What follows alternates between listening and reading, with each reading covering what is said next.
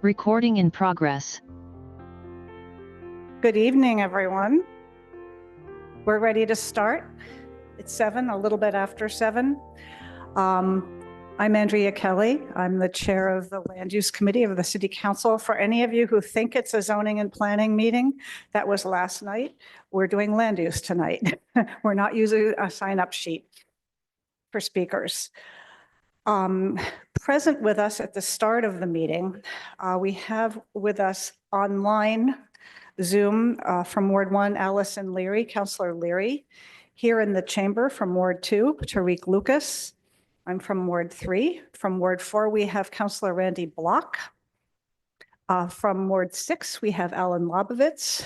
From Ward 7, we have President Laredo. We also have some staff members in attendance, some in person and some online. We have our clerk, Scott Matthews, city planner, Jen Kyra, Jonah Temple from the Law Department, and I saw him a minute ago, John Sisson, our Economic Development Director. Oh, hi, John.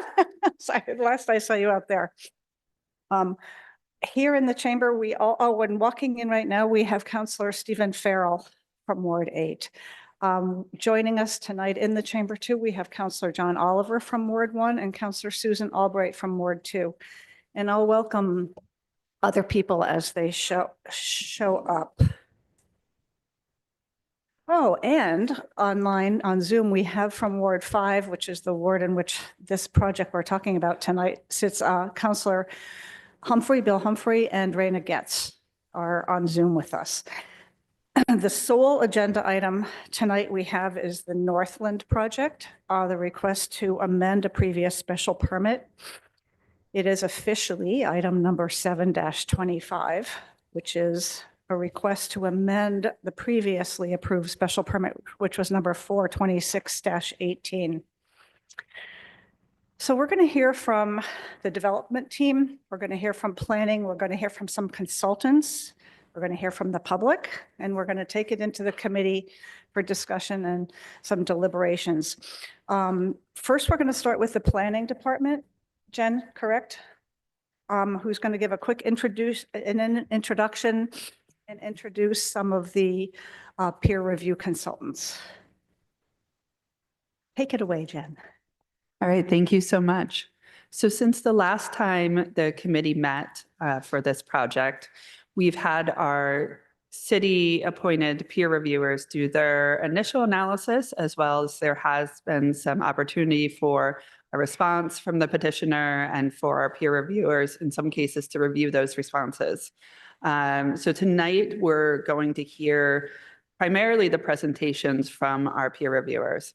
And those are going to be Tom Doretsky from Camoin Associates, and they did a sort of independent economic analysis of the office market. Dennis Flynn from Beta, who did a transportation peer review.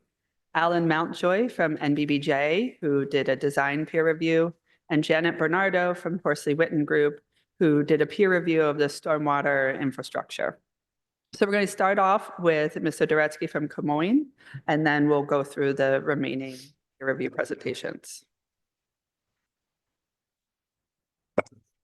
Hi, good evening, everyone. Thanks for having me this evening. As Jen said, my name is Tom Doretsky. I'm with Camoin Associates. We're an economic development firm, and we do a lot of market analysis, real estate type work. I'll be speaking to you tonight about the review that we did for this project amendment. Here we go. So the purpose of this presentation this evening is to provide some local and regional market context for office space demand, to assess the local and regional lab space market as that relates to the office market, consider the impact of these market dynamics on the viability of office space at the Saco PD Mill, which, as you know, is the mill building at the Northland project. And then specifically to evaluate property tax revenue potential of the mill, both as office versus as residential. I believe you've all seen the memo that we submitted, just as a reminder of the different geographic areas that were used in that memo. The Boston Regional Market area shown on the map at the left side of your screen there. It's essentially the area within the 495 belt, extending south from Brockton north to Haverhill, and including, the Boston region. The local market area is on the right side of the screen. That's a 5-mile radius around the site of the Northland project. And that includes all of Newton, all of Needham, and large portions of Waltham, Watertown, Dedham, West Roxbury, Wellesley, that kind of general area. So some highlights from the analysis: the state of the office market overall, seeing significantly weakened demand driven by a number of factors as we're kind of working our way out of the spike in vacancy that occurred during the pandemic.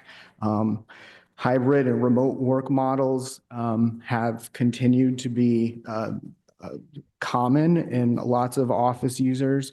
So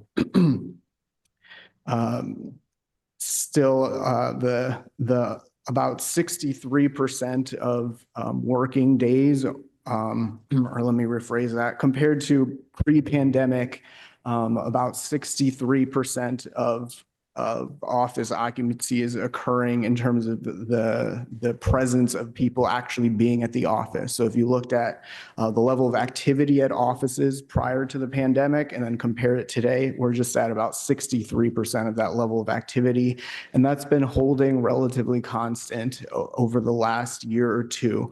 Unlikely that we're going to see returns to that 100% level anytime soon. There's been a shift to smaller and more flexible spaces among office users as well. And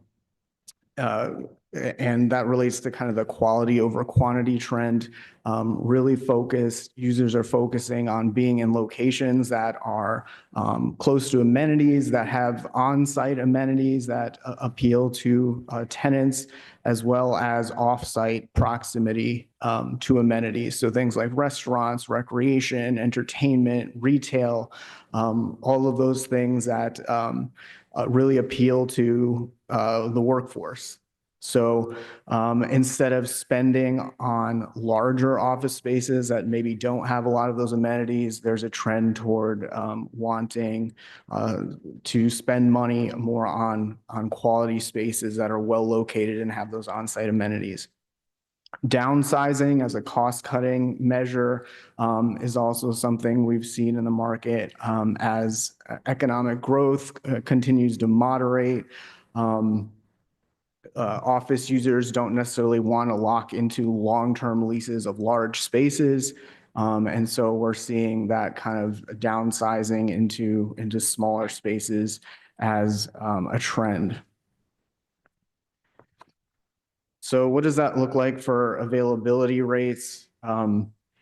This graph is showing from 2008 to the present what the availability rate has looked like for the office market in both the region and the local area. You can see that sharp rise in office availability, specifically at the start of the pandemic right there in 2020 through today. So at the regional level, that availability rate spiked from 11% to 18%, locally 7% to 18%.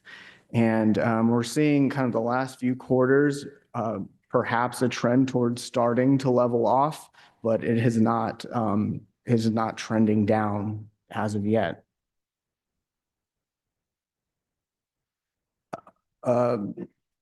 Conversations I've had with real estate professionals and other research seems to be some consensus that we're nearing the bottom of this trend. That line, the dark blue line on the graph here is showing cumulative absorption of office space since 2020, since just prior to the pandemic. And so what that's showing is that we're down about 9 million square feet of occupied space since 2020. So And at the same time, projects that were in the pipeline and the office development pipeline have been added to the market in the last few years as well. That's resulted in 14 million new space, square feet of new space being delivered. And we've got another 3.4 million square feet of office space under construction in the region. So all of that is putting more pressure on occupancy, and the total amount of vacant space has doubled from 22 million to 41 million when we're looking compared to 2020. We've also seen no new construction starts for pure office space in the last 2 years when you look region-wide. So that kind of gives a sense of how investors and developers are looking at the current office market.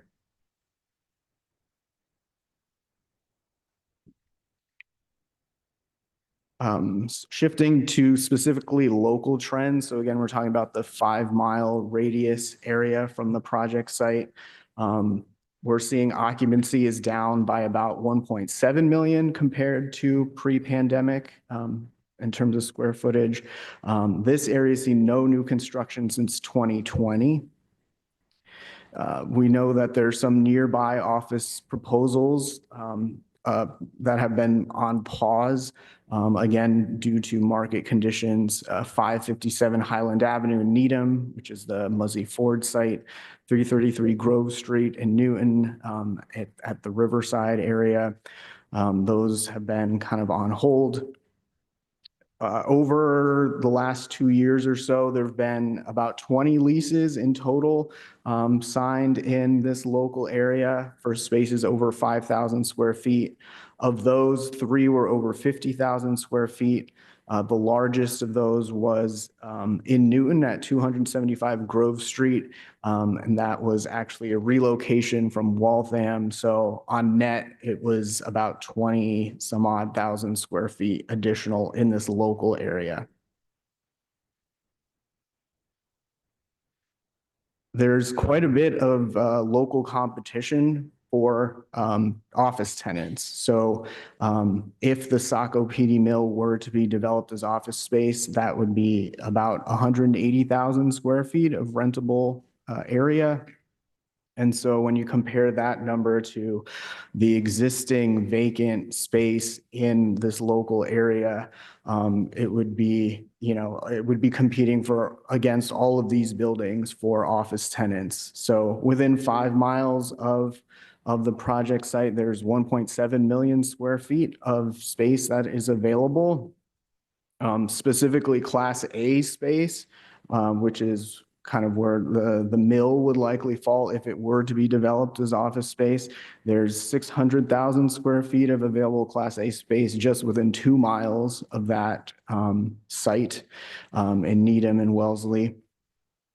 And then when we're talking specifically about brick mill style kind of adaptive reuse projects, there are also a few of those in the local area. There's 3 Class A brick mill type buildings in Watertown totaling 510,000 square feet.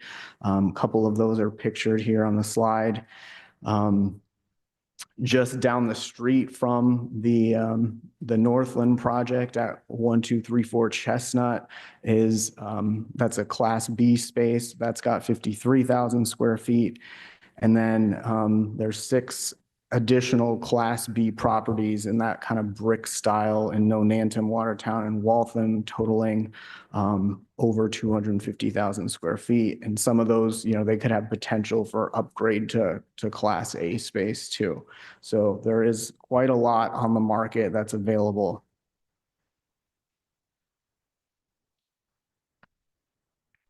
Shifting gears to the state of the lab market. What's happening in the lab market also impacts what happens in the office market. So the lab market's been highly overbuilt in the Boston region, both regionally and locally, particularly in Watertown. We're talking about specifically the local submarket. There was a ramp up in investment in life sciences pre-pandemic and through the first few years after the pandemic. And that really, developers really responded to that and developed a lot of lab space in the Boston area. Since that time, demand for this kind of space has slowed due to weak venture capital financing, high interest rates, and investors kind of shifting focus toward profitability over the kind of levels of aggressive expansion that we were seeing prior. So that resulted in a lot of space hitting the market and real slowdown in demand for that space. Seeing availability rates top 30% for lab market space in the Boston region. There's 17 million square feet of lab space available. And another 4.3 million that's still under development. That was, in the pipeline prior to the slowdown in demand. So that's still kind of coming online.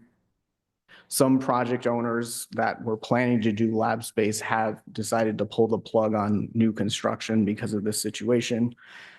In the local area, specifically in Watertown, we've got 1.7 million square feet that was delivered since 2020. And of that, just over 50% is available for rent. So there's real potential for this lab space to intensify competition for office tenants. Users or owners of lab spaces in well-located areas that might be attractive to office tenants might try to attract office tenants to fill their properties if they feel they can compete with pure office buildings. We're not seeing this necessarily happening at a large scale yet, but we could see that become more of a trend if landlords and owners of lab properties are forced to sell. That would create opportunities for buyers to acquire those properties at a lower price and then potentially make the numbers work to rent them out as office space. So when we're considering what needs to happen or what the conditions are for new office development to be attractive to an investor or developer, there's a number of different factors that come into play that we're seeing in the market here. So weak rents, we're seeing that office rents are more or less holding steady when we're talking about base rents. However, there's large amounts of concessions that office landlords are giving in order to entice office users. So that could be in the form of, reduced rent or free rent for a certain amount of months. And so as well as offering significant tenant improvements to those office users. So doing upgrades to spaces to accommodate their needs. So when you look at base rents, they're more or less holding steady, but when you're looking at net rents after landlords make those concessions, those are not particularly strong, and that margin has grown. Higher interest rates, of course, make it difficult to secure favorable borrowing terms for potential developers. Tightened lending standards are something that is happening in the market as well. Banks perhaps requiring pre-leasing commitments and financial guarantees. So making sure you have a tenant lined up before you can get a loan to develop the space. Seeing an emphasis on renovations. So as, again, a large number of office landlords are competing for a small pool of tenants, they've got to put more work into their buildings to make them attractive to office users. So we're seeing that happen more so than any sort of new construction. The emphasis would be kind of working with the space we have and getting that up to competitive standards. Also seeing conversion pressures as office buildings do sit vacant for long periods of time. For those that have appropriate configurations or floor plates, there's sometimes opportunities to convert to uses like residential. And so that is an attractive avenue for buildings that are laid out appropriately. Again, there's the competition from lab space, which I spoke about on the last slide. So overall, we're going to see a kind of a long path to absorption and recovery. New constructions first going to happen in the most amenity-rich locations, those environments that are proximate to different amenities, retail, restaurants, mixed-use environments, those sorts of things. But that's not likely to happen for a number of years. In the memo, you saw we did some modeling just to kind of give a sense of what we're looking at for timeline. We don't have a crystal ball, of course, but the purpose of the modeling was really just to look under kind of the most optimistic assumptions. What would we be looking at to get back to pre-pandemic vacancy rates? And at a minimum, 6 to 10 years is probably what we're looking at. And that assumes that absorption turns positive immediately, that lab space doesn't end up being a big competitor for those kind of office tenants, and that we're getting back up to pre-pandemic average absorption rates. And final slide here. This is now specifically talking about answering the question about tax revenue potential of the mill. So we're just talking about the mill building specifically here. If it were to be office versus residential space. And so kind of the bottom line here is when we're looking purely at the assessed value, how much the building would be assessed at, how much it's worth as developed, it would be about 37% higher value as residential compared to office space. However, because Newton has a split tax rate, as you know, when you factor in the different tax rates for commercial versus residential, residential ends up having about a 27% lower tax revenue per year as compared to office.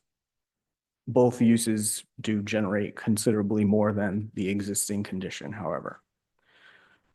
So I am happy to take any questions. Thank you.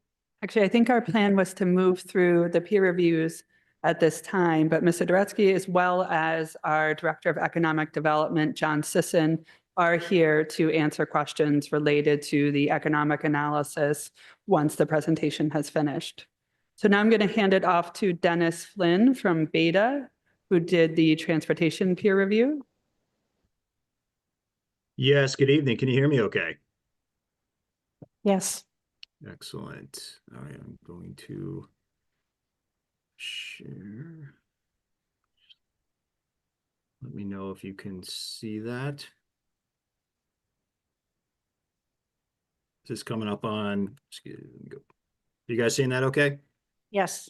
Excellent. Okay, so yes, good evening, and thank you. Yes, as mentioned, my name is Dennis Flynn with Beta Group, and we had conducted a transportation peer review of the proposed development. So just a quick recap on the peer review process. First and foremost, as part of our work, we do go out, visit the site, mostly looking at really kind of sort of the off-site conditions along the roadway, the surrounding roadway network. Part of the process included the review of the traffic impact and access study that was prepared by VHB just recently, December of 2024. Also took a look at the site plans developed by VHB as well in November 2024. We provided our comments to them, and then just recently they provided responses to our comments in a March 17th letter. And one of the requests in our comments was to provide a bit more information and data and analysis regarding Saturday conditions. And that's the last bullet here. And that is another item that we reviewed. So what did the review process, some of the specifics and the details of what we got into? A big part of this was the parking, proposed parking, circulation around the site, the bicycle and pedestrian accommodations that are being proposed. We looked at the transportation or TDM, transportation demand management strategies or TDM. And then finally, just the overall consistency with Newton Street Design Guide and the Needham Street Vision Plan. So last bullet here, I just want to highlight overall what we had seen, what we had reviewed, studies of plans were consistent with state and industry professional practice and standards. So updated information. I think, we know a lot of this information, just sort of a recap on some of the big things on the transportation side that has changed. A big part of this, as we've been discussing, is just sort of the overall reduction in the use. You see here the previous program had significantly more office space being reduced by over 188,000 square feet. What you'll note there is the 5,000 proposed in the revised program is slated to be used for medical. Sort of a medical office purposes. The residential was pretty similar. The previous program, 800, that's increased by 822 units, or an increase of 22. And then there was a overall reduction in the retail of about 19,000 square feet. And the last one here, just to point out that originally there was over 1,300 vehicle parking spaces proposed. That has been reduced with this change program by about 280 spaces, so down to 1,070 as noted. And then the last bullet there is, because of this reduction, the study area has been reduced from 27 intersections down to 11. So just if you can see that, I know it's kind of zoomed out a little bit. This was taken from the VHB study. This is the new or updated study area, the 11 intersections there, most of them along, Needham, Highland Street, and then Oak Street as well. So the other big piece of this, particularly from a traffic impact standpoint, is the vehicle trip generation changes. And just across the board with this program, and I believe, what's been discussed a lot, there's just overall reduction in the weekday daily, in the peak hours during both the morning and afternoon weekday, as well as the Saturday daily and Saturday midday. You can see those on the table there, and we could certainly go back and look at these in more specifics as if you'd like. So what I'll go through right now is just an overview, just generally briefly of our comments, and this kind of what you see in green here is their responses and how they addressed it. There's a little bit more detail than this, but for the sake of this discussion, we'll provide it in this format. So the first question, first and foremost, was, clarify why the number of study intersections was reduced from 27 to 11. And simply, it's the traffic generation has decreased. Furthermore, just to expand on that, we, as part of their response and our discussions with VHB, when they did the original study, even with that larger development program, they certainly noticed that a lot of the sort of intersections on the outskirts, if you will, the study area, we're really seeing little to no impact from the proposed development. It was very much negligent. So from that exercise, from that experience, they were able to take away that they really didn't have to have the study area size that they had initially proposed. That could be condensed much further. And it definitely looked like, when you went through the analysis and the data, that was appropriate. I touched on this already. We did ask about providing some additional information for Saturday. That has been provided and reviewed and is acceptable. Regarding the land use, the specifics, we did inquire about what would be the anticipated use of the retail component. Is there any additional information on that? And more or less, it's the idea is sort of smaller Main Street style stores, nothing along the lines of a big box type retailer.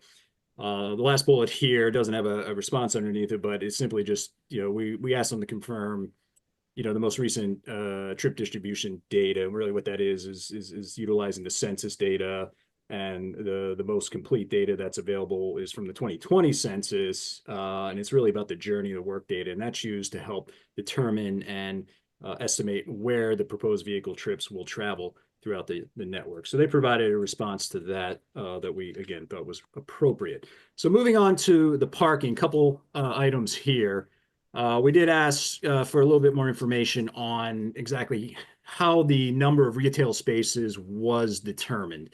So you see there, and I'll skip down to the green there, you see there's 248 retail spaces were provided, and with an additional 200 As you see here, 50, that would be by valet if needed. So, sort of based on that assessment, I think a lot of this came from, the information they had provided or carried forward from the previous development with their understanding what the needs would be. So with the 248 spaces provided, and then also tacking onto that an additional 250 it needed for valet, that definitely felt to be an appropriate amount of spaces dedicated to the retail. And then the second bullet there, how will visitor parking be accommodated, and is parking supply adequate for visitor parking? Their feeling is yes, and the approach or the system going to be put in place is a system managed and tracked by the property manager. And we can certainly elaborate on some of these responses after we get to that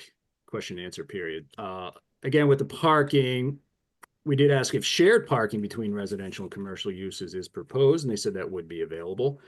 And one of the more critical comments we had regarding the parking is some very good information was provided in the study related to parking demand in the area, specific, within the city of Newton. And one of the developments, which is nearby there, 99 Needham Street, is showing, is basically showing that more than one, a demand of higher than one vehicle per residential unit. What is proposed in this development is just that one parking space per unit. So we did ask to, based on that information collected and shared at a nearby residential development, if they could clarify, why they felt one spot per unit was appropriate here. And a couple points that they highlighted. Northland is going to overall have fewer spaces, and information and data tells us that by less spaces, that will reduce demand. 99 Needham Street, this is an important one, I think a critical one, has significantly more 3-bedroom units. Certainly the higher number of bedrooms, the more likely there will be higher number of vehicles owned and parking spaces needed. And simply, and another critical one is the proposed shuttle system that is being going to be implemented here is expected to reduce the on-site parking demand.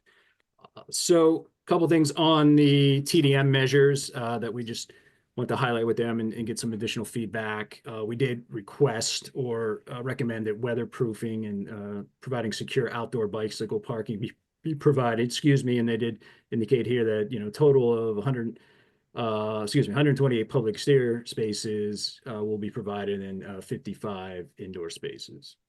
We did recommend that electric bicycle charging stations, those are becoming a bit more common now, and the response to that was simply, that they will monitor demand and technology and determine the best method to move forward with that.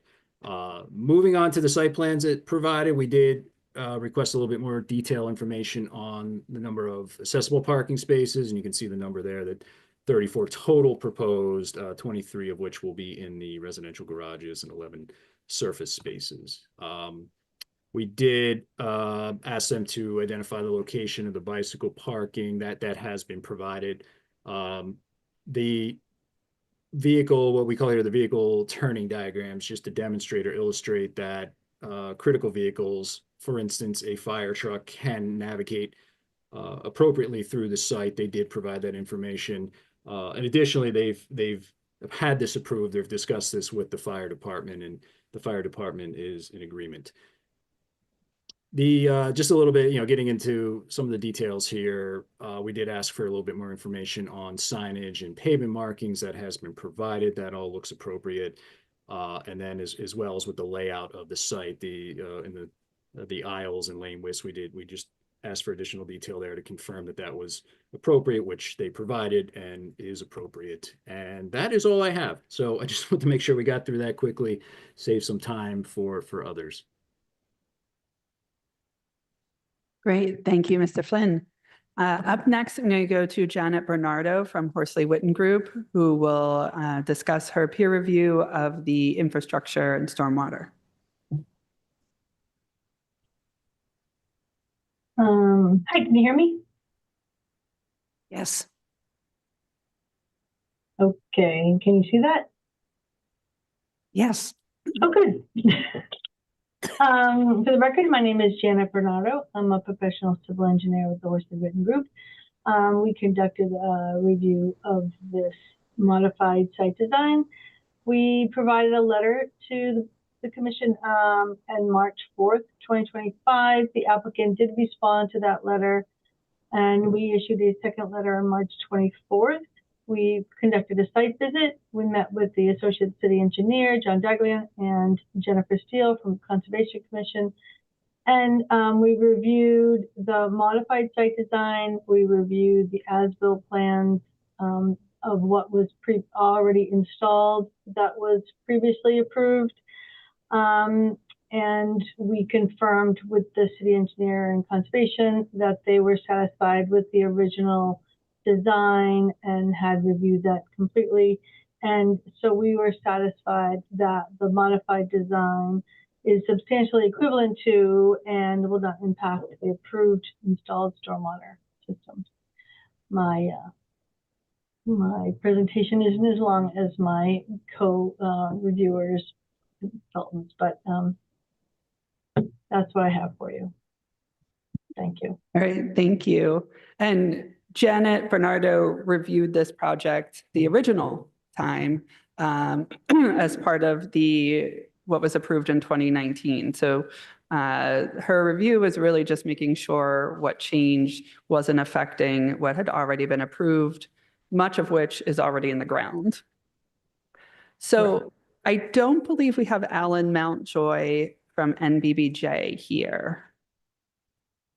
I don't see him. So apologies for that, but I will share sort of a brief overview of his design peer review. I'm just going to share a couple of images that the petitioner provided in a response to the peer review. Okay. So NBBJ's design peer review was mostly looking at changes from the approved project, which is primarily the addition of the surface parking lot for the retail, the removal of some of the buildings, addition of green space along Oak Street, addition of a little bit of green space next to Building 8, and the change of use from the mill building to from office to residential. So some of their points were looking at the access point and how you're getting into the site, primarily for bike and pedestrian access. They did raise a question about whether there should be another access point that sort of takes you more directly into the retail area and in between buildings 5A and 5B.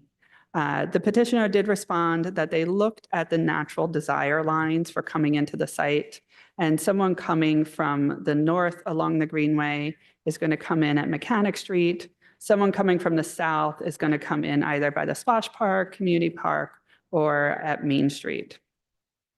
So they also asked about how the redesign to the surface parking would affect traffic patterns through the site, which could have an impact on bike or pedestrian safety.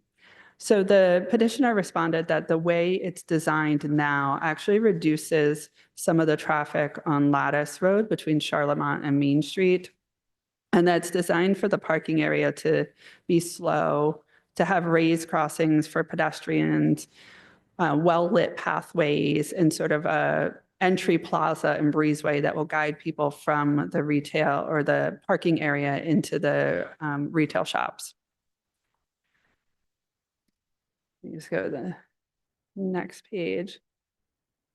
There were also questions about the bike parking and where the bike parking may be located. So the petitioner provided a diagram showing where all of the public bike parking locations are. There's quite a few that are in the mobility hub in Building 7. There's also a future site for bike share right by Building 7. And then there's public bike parking spread really throughout the site. In addition, each residential building will have a secure bike room for bikes for those residents. Another part of the design review was looking at the buffer between the new surface parking area and the greenway. So the petitioner has provided more information on that vegetated buffer that is going to have 20 feet within the project site of evergreen screening along the parking lot. And this is in addition to the 20 feet that's existing on the berm adjacent to that along the greenway.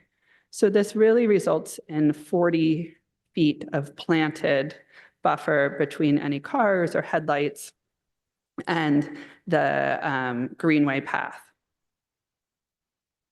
Additionally, there were questions about the lighting in the parking area. The petitioner has provided a photometric plan. I'm not going to share it on the screen because it's a bunch of tiny little numbers that you're not going to be able to read, but it is available online as part of the materials, and showed that there isn't going to be any light spillover from the lights on the parking lot. They'll be lit for safety, but not, but won't result in any spillover onto the greenway or onto adjacent parcels. The MBBJ also asked about how the park space, let me go back, sort of down the new green space will be utilized. And it sounds like this space is primarily working with the grading and trying to remain accessible and will be more of a passive area. They also asked about any changes that are necessary to adjacent green spaces due to building 1 now being residential in nature instead of office, and having that village green, right next to where people are living, as opposed to 9 to 5 office space. So the petitioner responded that this will be taken into account for programming on the village green so as not to disturb residents, and that there is a vegetated sort of buffer there alongside the residences. That is those are the main points from the design review. And again, apologies that Mr. Mountjoy couldn't be here, but happy to try and answer any questions. And I think that's it for us. Thank you, Ms. Kyra. I'm just going to repeat for people who are here. I could see some people glazing over at the consultants' reports, a lot of numbers and hard info. Why we're doing this tonight is the amendment that we're addressing is about changes made since the previous special permit was approved. Consultants submitted their information, and then the city and the team hired independent outside peer review consultants to review those. So we really just need to be being sure that we're looking at all of that stuff. We're not quite done with consultants because now the Northland team can come up to the microphone and talk about what new information they would like to have or what responses to questions that haven't already been addressed. But Mr. Schlesinger, you can take it away and say what you are here to say and introduce anyone else that you would like to introduce. Good evening, Madam Chairman. Alan Schlesinger, Schlesinger and Bookbinder, 1200 Walnut Street. Peter Standish and Kent Gonzalez are here from Northland, and the team is here. There's a lot of people. I think the process has been thorough, multifaceted, and expedited so that we received our initial filings. The peer reviewers did. They wrote reports. We responded to the reports. And in most of the cases, we got back a response to the response, which Ms. Kyra presented. The only document I can think of that was not discussed was we did give you a separate document on March 17th, which was a specific response to specific questions that councilors raised at the last hearing. I just want to make sure that that was received by everyone, and I don't have to go through it because I don't have to. Yes. I think we don't have anything to add to those. So you're here and your team just to answer questions if they come up. Yes. There. Yes. And that's it. That was very fast, way under your time that I had allotted for you. In which case, we can move on to the public hearing. Oh, before we do that, though, I'd like to welcome a couple more city councilors who have joined us here in the chamber. We have Councilor Rick Lipoff from Ward 8. On Zoom, we have Councilor Maria Greenberg from Ward 1 and Councilor Pam Wright from Ward 3. Welcome. Thanks for coming. More may come. You never know. So let's see. If you're on Zoom and you would like to make a public comment, please raise your virtual hand. And if you're in the chamber, you can just start to come up to the microphone, and I won't be able to point and call on you one at a time, but you could line up behind the microphone and come speak first. Yeah, come on up. Identify yourself, your name and your address, and 3 minutes. We'll have a little timer going. Won't be that long. Well, just giving you the outline, so. Amy Wayne, 1616 Center Street, Newton Highlands. I've been following this process for years, and I'm looking at it from what's best for Newton. I've been here or owned property in Newton for over 55 years, and I'm looking at the long term. Okay. And I think from what the consultants have said, 6 to 10 years back to pre-pandemic levels sounds like a pretty short-term turnaround to me. And plus with all the units that are going to be coming in with the MBTA law and the other apartments that are already going to come, it's going to be thousands of units with thousands of people. I would like those people to be spending their dollars in Newton, in the property here. And if you do, and looking at it too, from the Newton, what's best for Newton, I think keeping it commercial as much as possible to get that added tax benefit, because that's what we need. The schools are screaming for more money, but that's what we need, more commercial property here. So, and as far as the shuttle, I saw that the shuttle is going to take over, some of this transportation. Well, I heard that the shuttle was being cut to morning and evenings or something and not running all day. So that's basically useless. So, and plus the businesses, I've talked to businesses in Newton Highlands, and everyone says they need more parking. So I can't see getting less parking there, especially with apartments that are going to be built and all the apartments and visitors and shops, that I think more parking is better than less. Anyway, that's what I have to say. Thank you very much. Next up, come on up. Mr. Gagan, I see some hands on Zoom. I'm going to take the people who are the 4 people who are in front of me in the chamber, and then I'll go to Zoom and we'll alternate after that. Go ahead, please. Good evening. I'm Marva Sirotkin. I chair the Newton Housing Partnership, and I've lived at 31 Brooks Avenue in Newtonville for the last 40 years. The mission of the Newton Housing Partnership is to foster, support, and advocate for the preservation and creation of housing to promote an economically diverse city of Newton. We are an advisory body for the mayor, for committees, and our members are volunteers with significant experience. We supported the original special permit requested by Northland Investments, and we are here to support the revised special permit request. It will add 144 affordable units of housing and revitalize an important business area.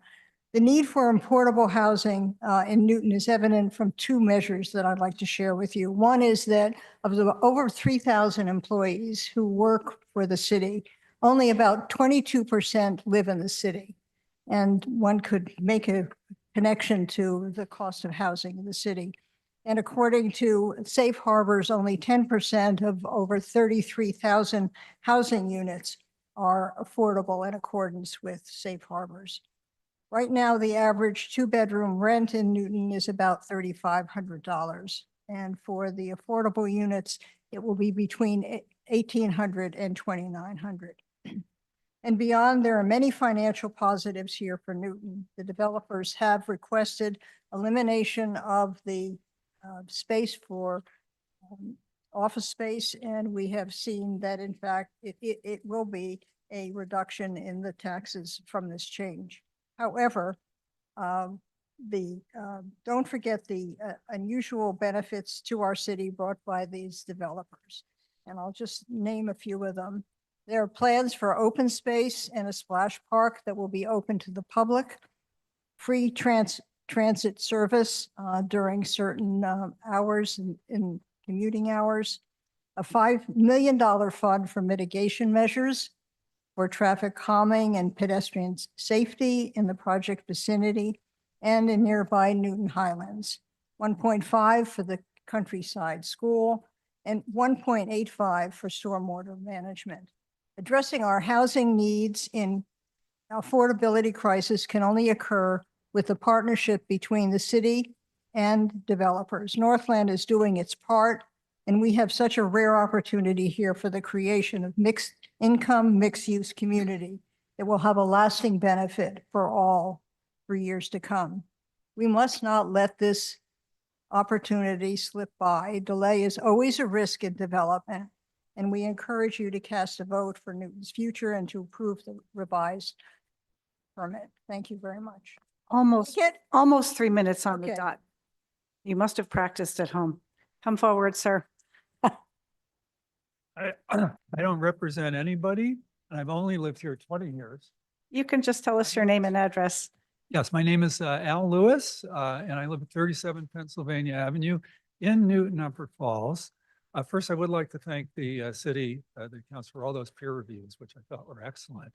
But I would just like to talk from a personal point of view, is that my wife and I are looking to downsize, and we're frankly looking to move in.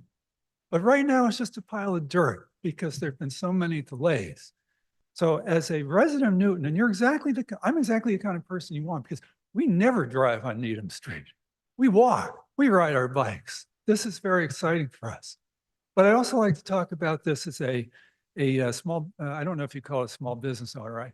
Our mailing address for my company and our affiliate companies is 250 First Avenue in Needham, right nearby.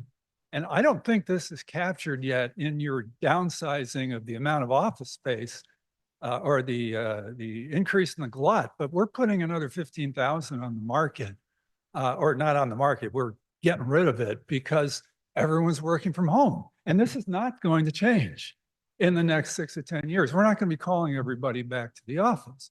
So as a guy who used to teach economics at Harvard, I would say that there's a shortage of housing. So we want more housing, and there's a glut of office space. So we want less office space. You don't have to have taught economics at Harvard to realize that. And I think Northland's got the right idea here. And I urge a positive vote for this amendment by the city council. Thank you. Thank you, Mr. Lewis. I hope you put your name in for one of the units. Come on forward. I actually, Could you just try and talk into the microphone so we could hear you? first I have a question to ask. I received an email today from someone who's at work now and asked me to read her statement, but I also have my own statement. So may I do both? Yes. Okay, I'll start with hers. Okay. Who is she? Geraldine Cochiconi, I believe. I may have said that wrong. And where does she live? 56 Rockland Place. Thank you. Upper Go ahead. Falls. Okay. Okay, below is an email, I'm quoting. Below is an email I wrote back in August of 2024. I realize there is a meeting tonight via Zoom where Northland's special permit amendments will be discussed, but unfortunately I will be at work and cannot attend to express my thoughts about their proposal in person. When the original email was written, it was based off of an update from Mayor Fuller stating Northland's requests and her seemingly written approval of them. Since then, I have found out more information. 1, yes, as I suspected, the 5 small buildings they are proposing to eliminate will also eliminate the buffer between Northland Complex and the Upper Falls Greenway. 2, although they are not proposing a complete elimination of their shuttle service, even reducing it does not fulfill their promised obligation in making the outrageous claim that it will be a transit-oriented development. The shuttle bridges the gap between their complex and the closest T-stops, which are over 1 mile away. 3, 822 units has always been the number they were going for. They merely lopped off 22 to appease the community who is outraged that the development would double the number of households in our tiny village. Northland previously swore that they would become part of the community. And eliminating their office space, they no longer have any intention of moving in once it's built. They simply want to build it, move on, and reap the benefits without having to experience the havoc they will create.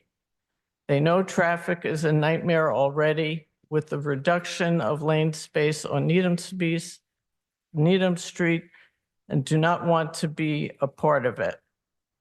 5, commercial real estate generates more tax income than residential, which was one of the original arguments made by the city in favor of this project. By allowing them to eliminate the commercial units, the city is lowering their tax income from this property, voiding the argument initially made about the benefits of the project. Can you wrap that up? Or I would suggest you can, One paragraph. you're a little bit over the 3 minutes, but could you? Okay, she's she just submit it? asking everyone to vote against it. And she can submit that to us also via email, or you can pass us that hard copy if you would I'll like. have her, I'll ask her to submit. Okay, great. And then you're going to take your turn. Yes. Wait a second. Okay. My name's Diane Pruenti. I live at 305 Winchester Street. And tonight I'm talking on behalf of Right Size Newton. We're happy to hear about the possibility of more green space. We think that's wonderful. On the other hand, Northland's plans to eliminate 280 parking spaces. The loss of parking spaces may result in a lack of parking, which will cause overflow parking onto the neighborhood streets. This will create more congestion and safety concerns, particularly in the residential neighborhood on the other side of Chestnut Street and at Petty Square. The reduction in the shuttle service will require more car trips for residents to get to where they are going. If we want people to stop driving, why would we reduce the shuttle service? It is in our best interest to keep the shuttle service as it was agreed to. If after the project is complete and operating, we can review the needs for the shuttle. Eliminating it now is not in our best interest and is poor planning. Northland proposes to eliminate 5 buildings, but they want to keep the 8-story taller buildings. One of the reasons many residents were against the project when it was proposed, was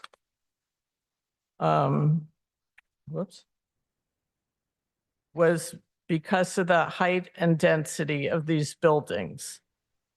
Have they considered eliminating fewer than 5 buildings and using some of that space to reduce the size of the taller buildings? I now want to play the tape. I'm hearing from the clerk that that's not something that we do in here from the podium. Do you need to, can you say what it's about rather than play a tape?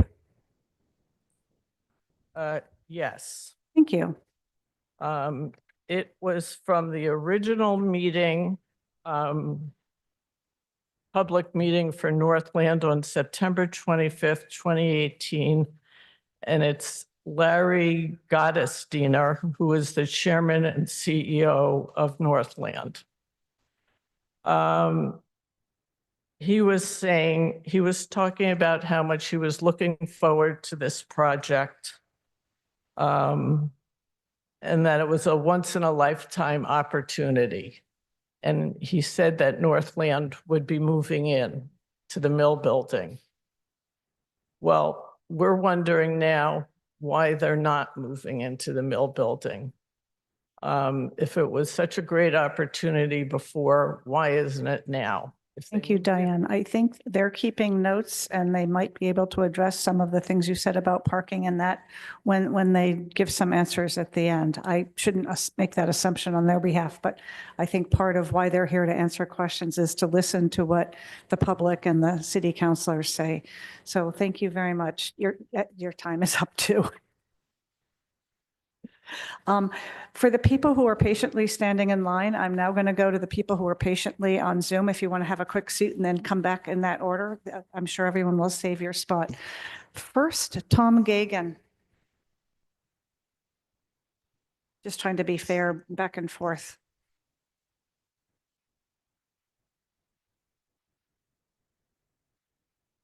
Tom,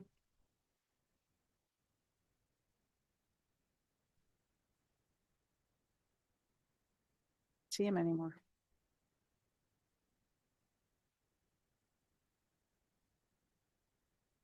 Do you see him, Scott?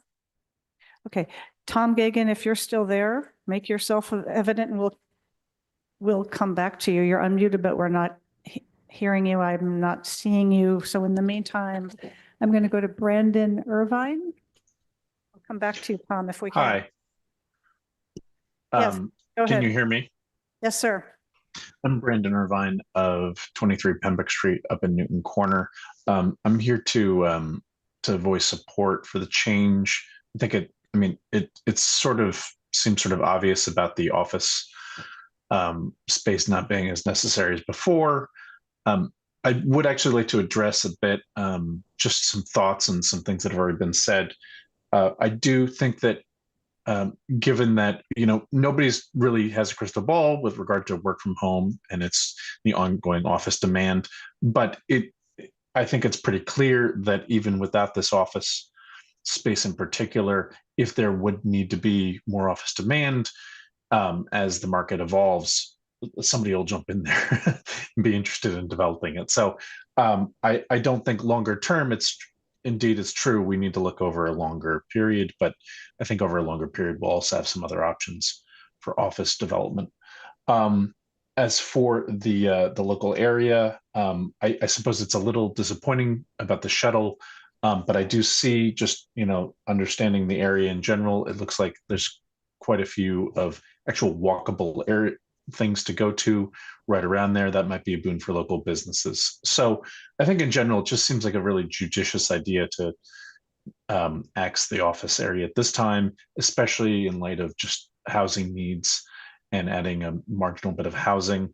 I'd like to hear a little bit more about the tax revenue and what might, like the significance of what looked like a $200,000 difference per year. But that said, the change in the number of units, the 22 additional units, I believe it was, that the office space would free up, that has its own, that's not a tax revenue, but that's a huge boon to the locals. And also it includes possible tax revenues that come from, say, sales tax from new residents who pay sales tax around there and other sorts of taxing activity as well. So I think in general, this just makes a lot of sense, and I support the amendment. Thank you very much. Tom Gagan, let's try you again. You are unmuted. There you are. You have a vision too. Yes, can you hear me now? Yes, we can. Excellent. Okay, my name is Tom Gagan. I live at 32 Fern Street, and I am speaking in support of this project. It'll bring 822 units of much-needed housing to our city, including 144 that'll be priced to be affordable. It'll also bring great improvements to the site. Once an abandoned factory, outmoded shopping center, and now it's just a construction site except for the nice mill building. Now, the development will also generate significant new tax revenue to the city, which we need right now. Won't be as much as if there were commercial space there, but it would be far more than the money that the site now generates for the city. If this were 2019, the city could expect to get a major increase in tax revenue from a combined office, housing, and retail complex. But after the pandemic in today's real estate market, this mix is no longer feasible, and it would be irresponsible for Northland to retain this mix of uses. This is confirmed by the report from the city's housing and development consultants. It describes weak office demand, high vacancy rate, and low absorption of the office space that is built. And I think it would be unwise to rely on optimistic projections for a decade out to think that the office market will rebound. The city just doesn't know what will happen, and it cannot forego the added tax revenue over the next decade. In Newton, we need more housing and more tax revenue from new developments.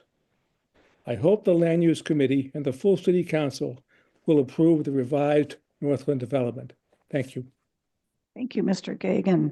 Lynn Weisberg, and then I'll come back to the people in the chamber after this one speaker from Zoom. Ms. Weisberg.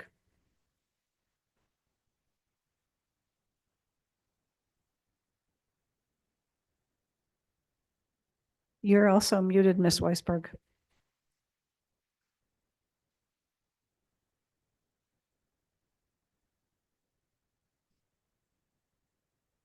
If you're there, we'll come back to you. There are people in the chamber who'd like to speak, and if you, I'll come back to you when we're done with these next three people who had lined up.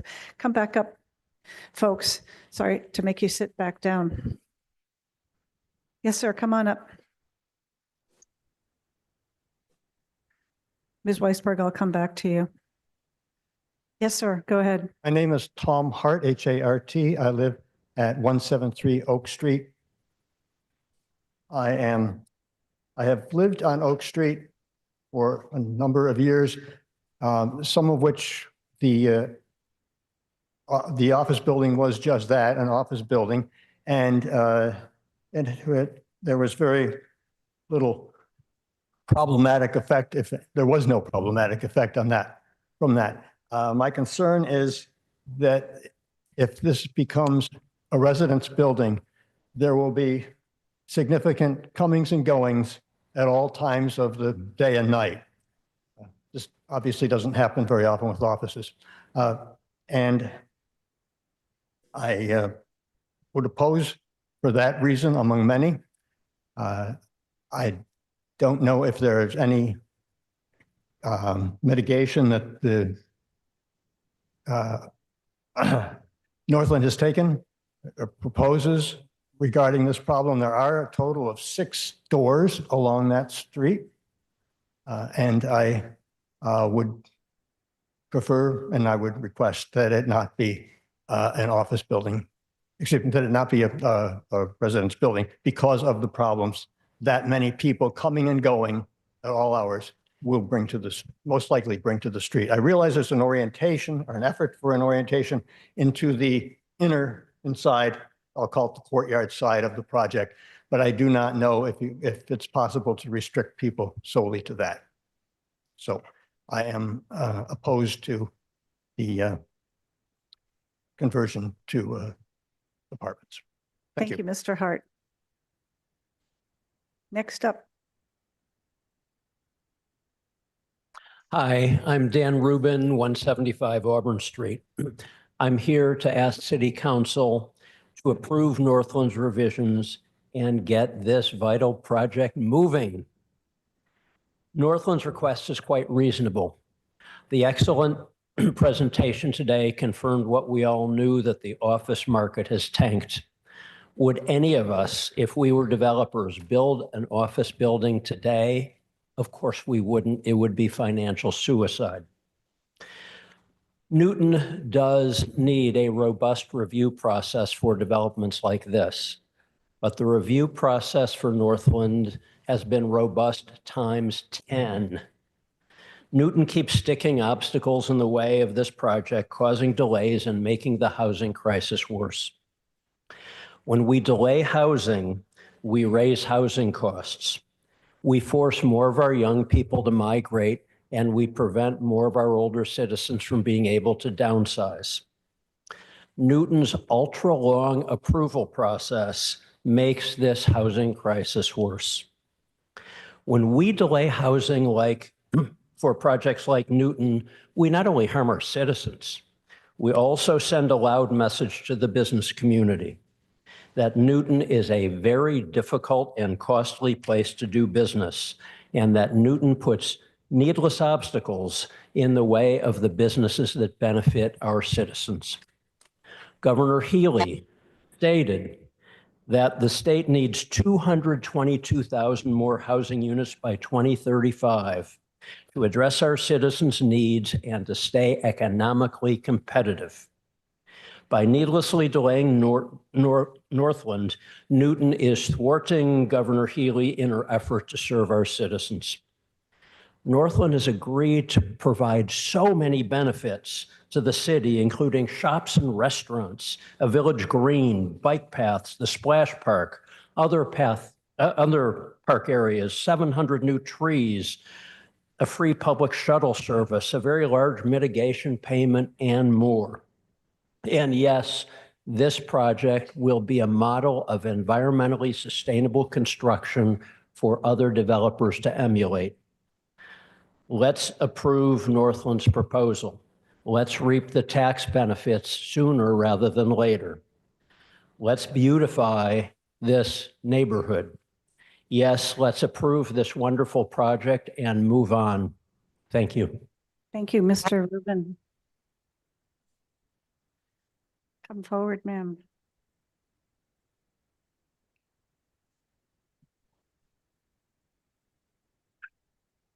Hello, I'm Sheila Dector. I live at 13 Ransom Road. I have lived in Newton for 55 years.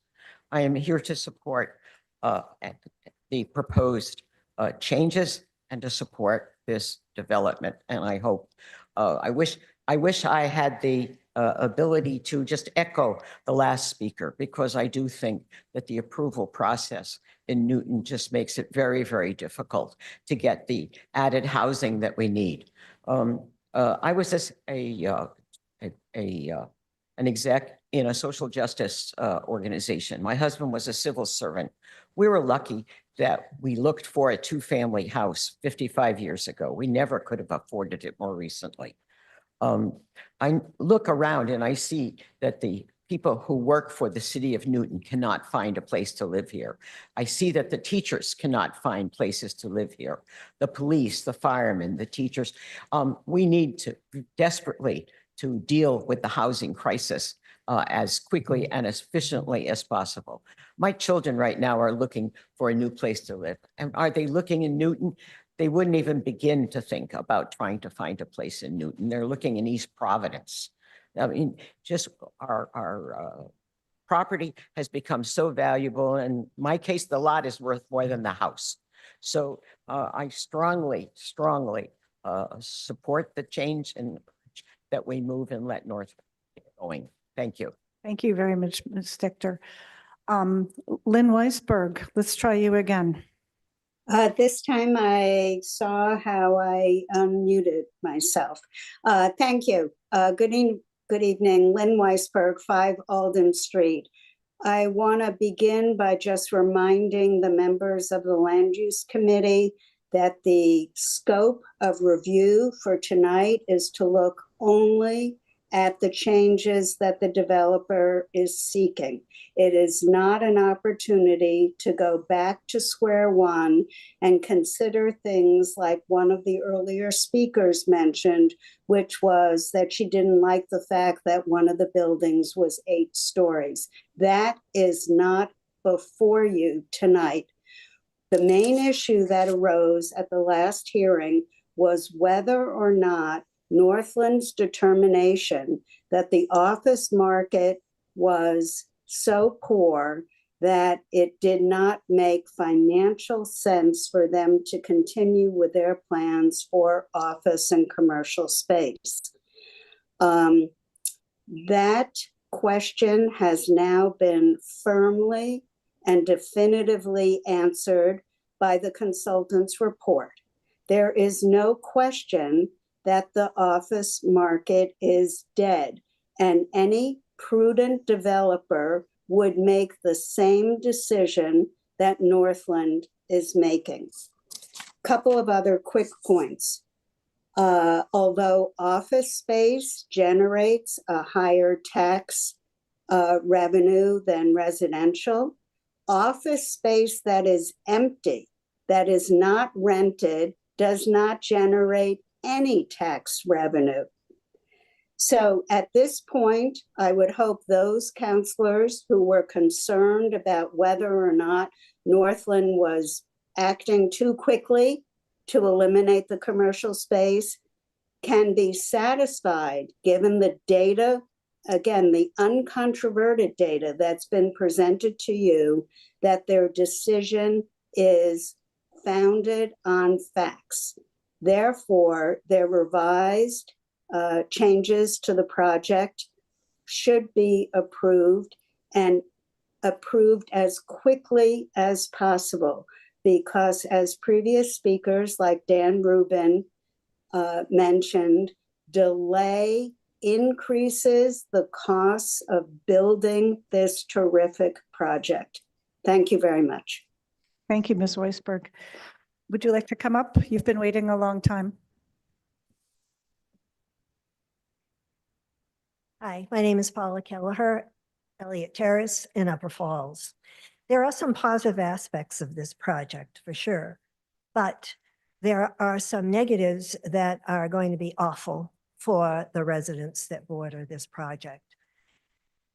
For example, on-site parking. Just to remind you, the on-site parking requirements when Northland applied for their first special permit, they got approved for less than half.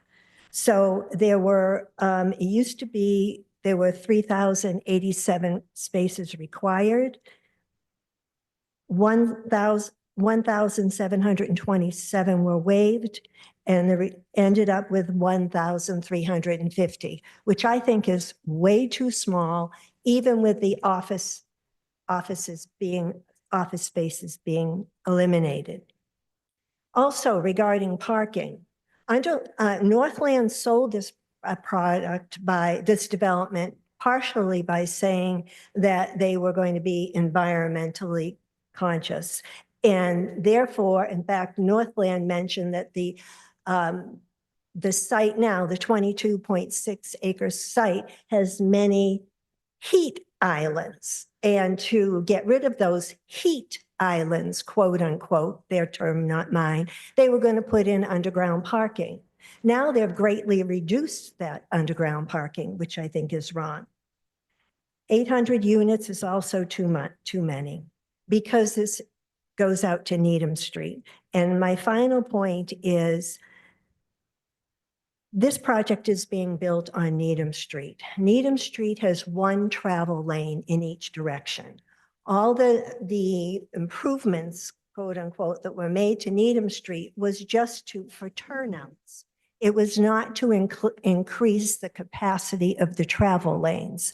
So it's one way each way. This large project is based on a hope that the shuttle bus will be able to achieve results that do not exist and have failed for other communities that have tried. Northland, in the beginning of this second permit, wanted to get rid of the shuttle bus. That is concerning for me, because that indicates that is not a priority for them. And when I say other communities have failed, my sister lived in Seattle. Seattle had a tremendous project. They had a network of wonderful, reliable transportation, and they did not succeed in their social desire, the social change to reduce the reliance on cars. I think we should keep that experiment in mind and say, we don't want an experiment. Let's take back and take all the positive points and make some changes to reduce the size of the number of rental units. And I think it will be very successful. But in the existing side, it's going to be failure. Thank you. Thank you, Ms. Kelleher. Come forward.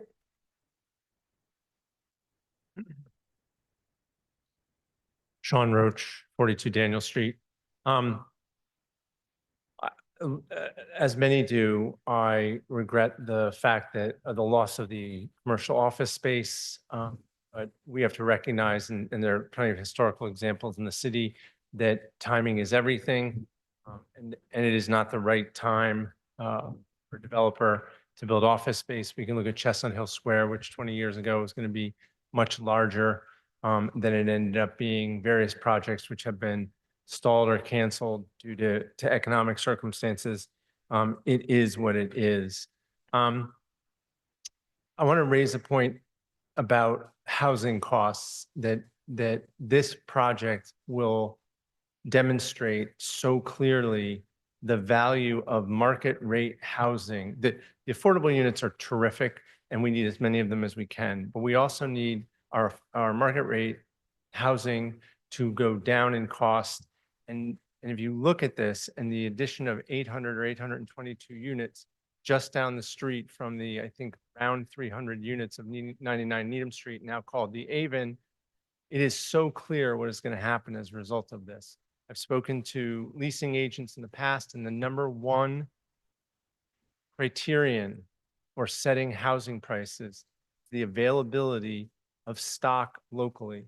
And the new housing at the Northland site and then Charlton is going to drive down housing prices in the area. We're going to see it happen.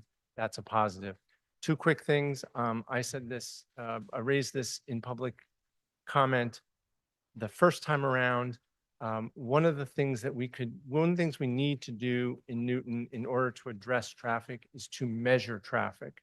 And it would be great, and it would not be terribly costly for the developer to add technology at the beginning and the end of Needham Street to both get counts and performance of the street across the hours of the day. Very cheap technology, and I hope they would look into that. The last point I want to make, and I made this point with regard to Charlton as well, is maybe there's an opportunity here as an additional public amenity for the developer to provide some after-school, aftercare space. Desperately need it in the city. It would be great if the countryside kids had a place they could go to and have after-school programming for working parents in the city. Thank you very much. Thank you, Mr. Roach. Robert Fezek. Hello, good evening. Hi, Robert Fezek, 47 Forest Street, Newton Highlands. There's always a preponderance of discussion in these situations of the finances of a developer development. So I do want to commend those who have actually come up to speak directly to the physical and functional characteristics that you are considering in these amendments to the special permit. And you can, from what I can say, you can completely put aside any of the economic issues that are particular to the developer and judge what needs to be included or excluded from the proposal based upon the actual functional physical characteristics and qualities before you. This is the way you shall represent the community and not compromise your thinking on that front. I also want to bring up some points to address Mr. Rubin and others who have pointed at delays. The preponderance of the delays are not because of the permitting process. In this case, it's been because of the developer's own process. The other thing to consider is that those things that you've lauded about the qualities of this developer's proposal were part of a very deliberate, careful process that the city went through to make sure that those things were included in this proposition. So it does take that process to get the qualities that you want to have in the end. So please try to maintain those qualities and not compromise the neighborhood and the city on that account.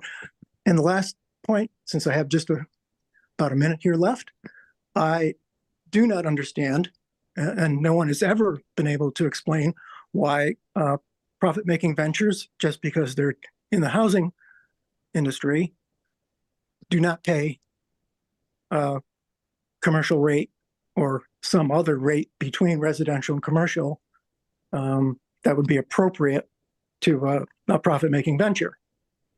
This seems quite unfair to those who do pay it, and unfair to those who pay our residential rate, and expect that those who are making a profit should pay their share. Thank you. Thank you, Mr. Physick. Oh, finally, one, the governor's, proclamation of 200,000 units. This is a carryover from the days of our former government, Republican governor, and the work that was done in that economic legislation. And I've never seen anyone come up with an explanation for how these numbers are generated. Thank you, Mr. Physick. Your time is up now. Okay. Well, we have some questions and perhaps the team will be able to address them. Terry Brown. Hi. Oh, you just were unmuted, but then you muted again. Try again. I'm sorry. No, Is that now okay? you're good. Yes, perfect. When Northern came up with this development and it passed, one of the things that people were pleased about that Northern was going to address would be shuttle service that they would provide, I guess, for a long period of time, and also a splash park for children. And then one other thing, and I'll just throw this in. I've lived at 183 Oak Street since the building was built, the condos there on the corner of Oak and Needham, and I was part of the marketing team for them originally.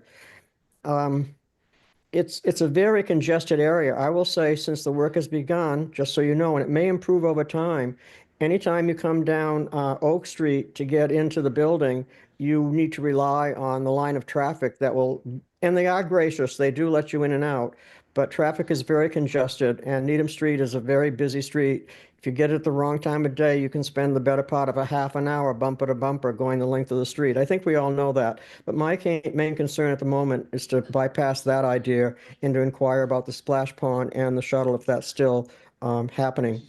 Thank you. Yes, thank you. It is, and they can address that when they come back up and answer some concerns that the public have raised. Thank you very much. M. Ward.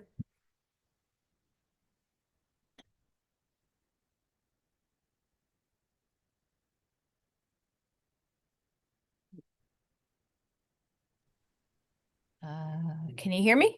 Yes, we can. Okay. Margaret Ward, 957 Washington Street. I just have a couple questions regarding the report that was presented to us earlier about office space. There seems to be a disparity in that report and what has been reported in the last 6 months or so on what's going on return to office trend in Boston. And I just want to reference an article that was printed August 2024 by Boston Business Journal. And it said that the return to office, Boston's seeing gains larger than the national average, and it's 10.3% over the last 12 years. And so again, this would be 2023 to 2024, I guess, whatever. Boston led, I mean, over Atlanta, Miami, Chicago, New York, DC. So that was in August 2024. And then there's been other articles. There was, if you look at some human resources websites, they're saying as well that there's a return to office. In Boston.com, November, Amazon was requiring employees to return back to office. And then most recently, in February, just last month, there was another article in Boston.com that Fidelity and Deutsche Bank were looking to return their office employees back to office space. So I don't understand the disparity and why we're hearing the narrative on return to office is dead. Particularly in the Boston area. Secondly, as someone who worked in the city, I mean, if there's a return, an interest, or if businesses are requiring a return to office in Boston, I'm also looking at the opportunity for us to entice and move a business out to Newton. I know there's probably plenty of people who would like the idea of actually being in control of their commute, not relying on the MBTA to take them into the city, and would love the opportunity to work out at this office space at Northland, being right near the highway and with all the amenities in the area. Secondly, to get on to the next point, we have a business that moved from Waltham to Newton nearby, not far away, Global Partners, right? They found a office location on Grove Street. So what drew them to Newton, and how did they find that office space? And if it was through a real estate consultant, can't we tap into that real estate consultant and see if they can move someone into the office space in Northland? I just don't think that we should be throwing away the opportunity to have that be used as office. Again, as some other people pointed out, it's a higher commercial tax revenue. Thank you very much, Ms. Ward. Okay, great, thanks. Thanks so much. Carolyn Kraft. Good evening, everyone. Can you hear me? Yes, we can. Okay.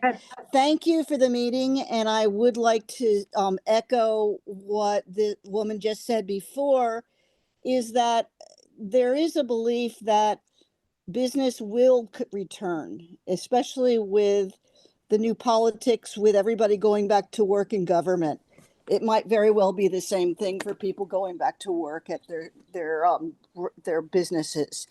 And I would say that if the governor were to mandate all these housing developments to take place, she should fess up and deal with getting the MBTA working so that the people that live here can practically be able to have transportation without the cars.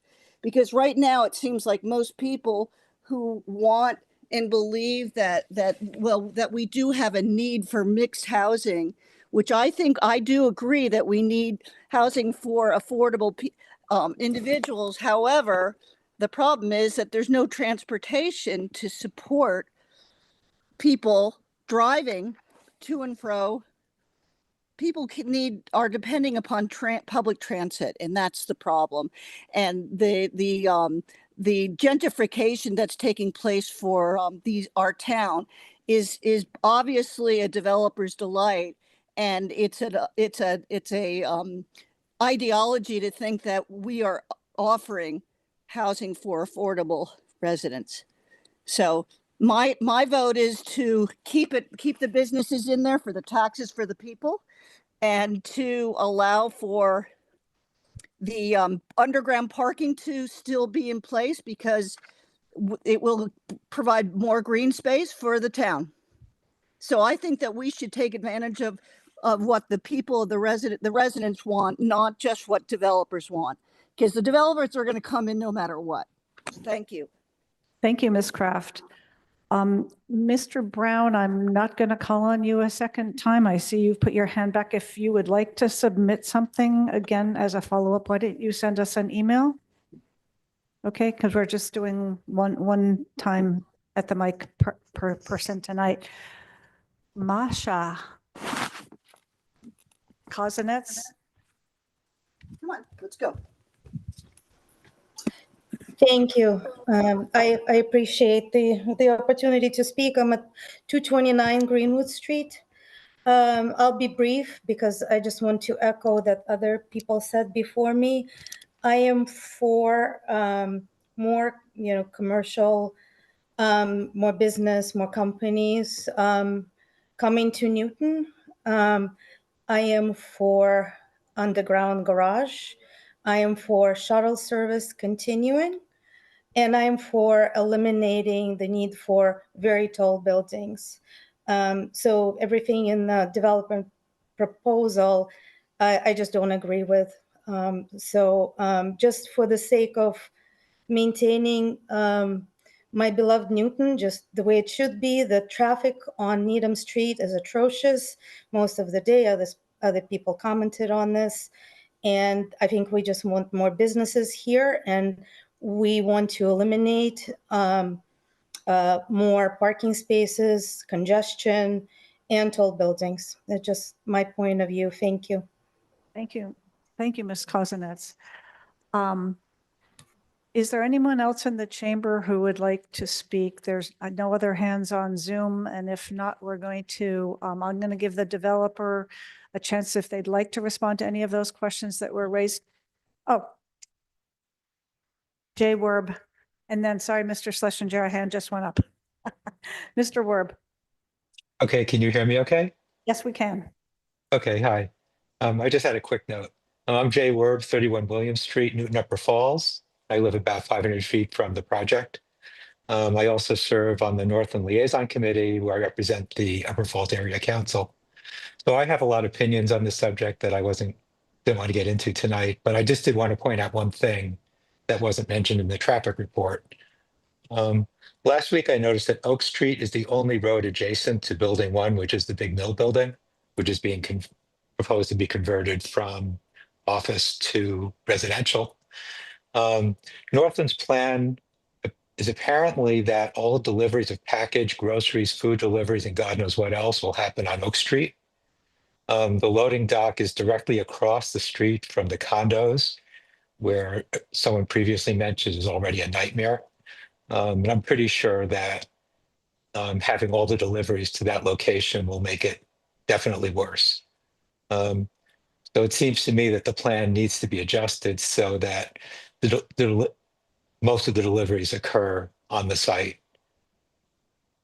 So that's all I wanted to say. Thank you. Thank you, Mr. Werb. Okay. Now, Mr. Schlesinger, if you'd like to address some of those comments from the public before we take it into the committee, that would be great. Just a few, Madam Chairman, if I may. Please do.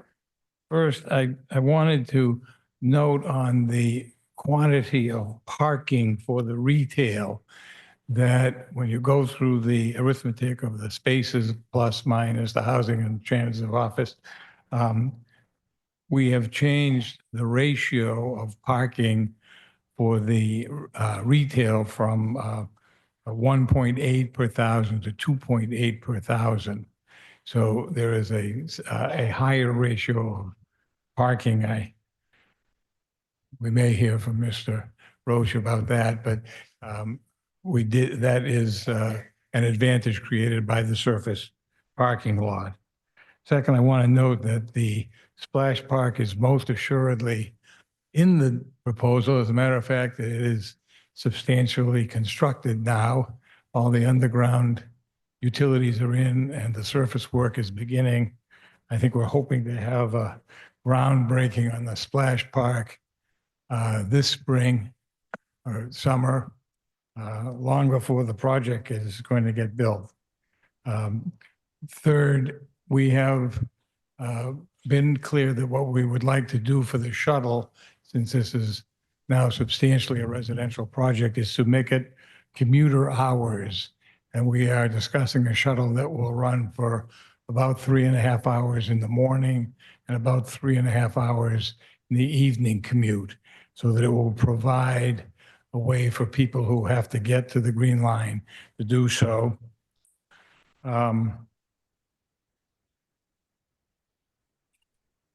Fourth, I want to note, because we hadn't brought it up before, that one of the reasons for the increase in open space provided by this and pervious area, and also for the change in the taxes, is a reduction in 10% in the project size by square footage.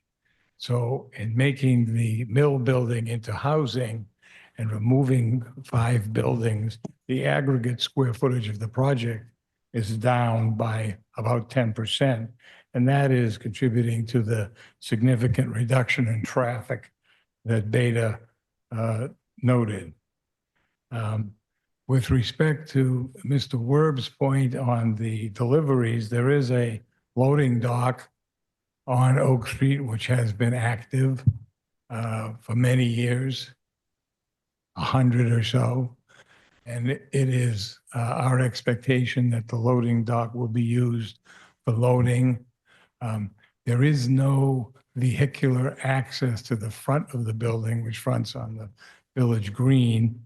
The parking is on the northerly side, not on the Oak Street exit. And I don't believe the other doors have been programmed, but they will be for security purposes and for fire egress. So that's something of work, but we do intend to use the existing area of the loading dock for those purposes. I'll reserve any other comments for whatever else. All right, thank you. I really do want to bring this into the committee. I see though one more hand up, anonymous on Zoom. Could you identify yourself? Just give us your name and address. Yes, my name is Allison Harron and I live at 6 Wheeler Road. And I'd like to know if the city is still planning on maintaining the splash park for Northland at the taxpayers' expense. I also would like to know about the naming rights of the splash park, who it's planned to be named after. Thank you, Ms. Herron. Mr. Schlesinger, would you like to address those other splash park questions now or not? Yes?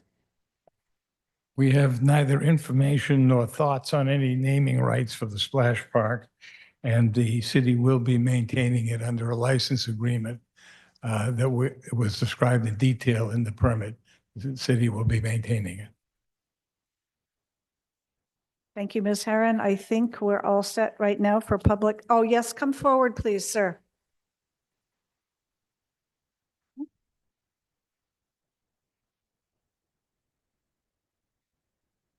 I guess we're not done with public comment. Welcome.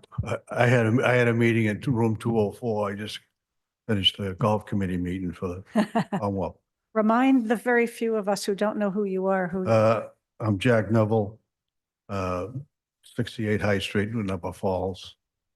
I've been very involved up there since 1965. And I'm on the area council. And we spent a lot of time sending you folks a letter from the area council, and the points we're trying to make are really what we want. At least like to have some agreement. My two biggest things for all these years was parking, and there's no way that you can cut another 300 parking spaces. I mean, the streets of Upper Falls just can't handle that kind of parking. And the second thing was always, I never wanted an exit and entrance on Oak Street. It's just because with the new lights they put in there now in Upper Falls. So you got about 100 yards between that new exit and entrance to the corner. So our recommendation was maybe it's there. I guess it's going to be there. I don't know. We'd like not to have it there, but maybe if it was just an entrance off Oak Street into Northland, that might solve some of the traffic problems. But thank you for hearing me. Well, thank you, Mr. Neville. We did get the area council's letter this afternoon. The city council did. I don't know if the developers did. There 2 points were what Mr. Neville just said about the in and out on Oak Street. They're trying to suggest 2 things that they would like to see. One is more parking and one is not in and out on Oak. So we can forward the letter to the developers also. Okay, one more comment. I see Alan C. Yes, thank you. I'm very grateful to Northland for this project. It's not perfect. However, I'm disappointed that although there's additional parking for the retail on the surface, they have eliminated, and we can't forget that, a whole level of underground parking, which I think might be helpful to eliminate some of the parking concerns that has now been eliminated or requested under the new ruling. So I just wanted to mention that and thank Northland for working through a tough situation and all of us here in Newton trying to meet our needs going forward. Thank you. Could you just give us your full name and address, please? Yes, I'm sorry, Alan Levy, 183 Oak Street, Newton, Massachusetts. Thank you very much. Okay, I think that's it for now. The public hearing is still open. Again, Mr. Brown, send us more of your comments because I'm not going to call on you again. And let's take it into the committee. We've had a lot to think about. We had 400 or 4,000 pages of reading over the weekend. I think all of us did at least the 400 pages. I'm going to go in the order. I've seen some hands up. It'll be Farrell, Lobovitz, Block, Lucas. I'm sorry, Madam Chair, me or? Oh, I meant Laredo. Right. I'm going to take that as a compliment. How's that, Councilor Farrell? You know, I'm looking at his name tag there, but go ahead. I'm You know, sorry. when I was in your seat, Madam Chair, I screwed it up all the time, so no problem at all. Look, colleagues, I'd like to try to frame our discussion a little bit so we can focus on really what is a big picture question, it seems to me, and then a series of smaller questions. The big picture question is, should we allow the developer to eliminate the commercial aspect of this property and go all residential? That's really the big issue for us. There are then some subsidiary issues that I think all of us need to grapple with. The shuttle and the hours of operation, think we need to talk about that. Certainly the issue of parking, whether it's going to be more underground or less underground, and the number of spaces, again, I don't have a particular opinion right now, but I think that's something we need to discuss in more detail. And then there's probably some other subsidiary issues as well that we deal with on a regular basis in this committee. So let me just preface that with that. Let me offer a couple of observations and then share with you what my thinking is on the economic development piece. And then certainly I would hope, Madam Chair, we could have our discussion on that, try to get that at least decided as a committee, and then perhaps move on to some of the subsidiary issues. So a couple observations. We are going to build housing here. That has been part of the plan from day one. That's what this council approved some 6 years ago. That was approved in a referendum. So I don't think we are talking about whether to build housing or not. And frankly, the amount of housing is just about the same.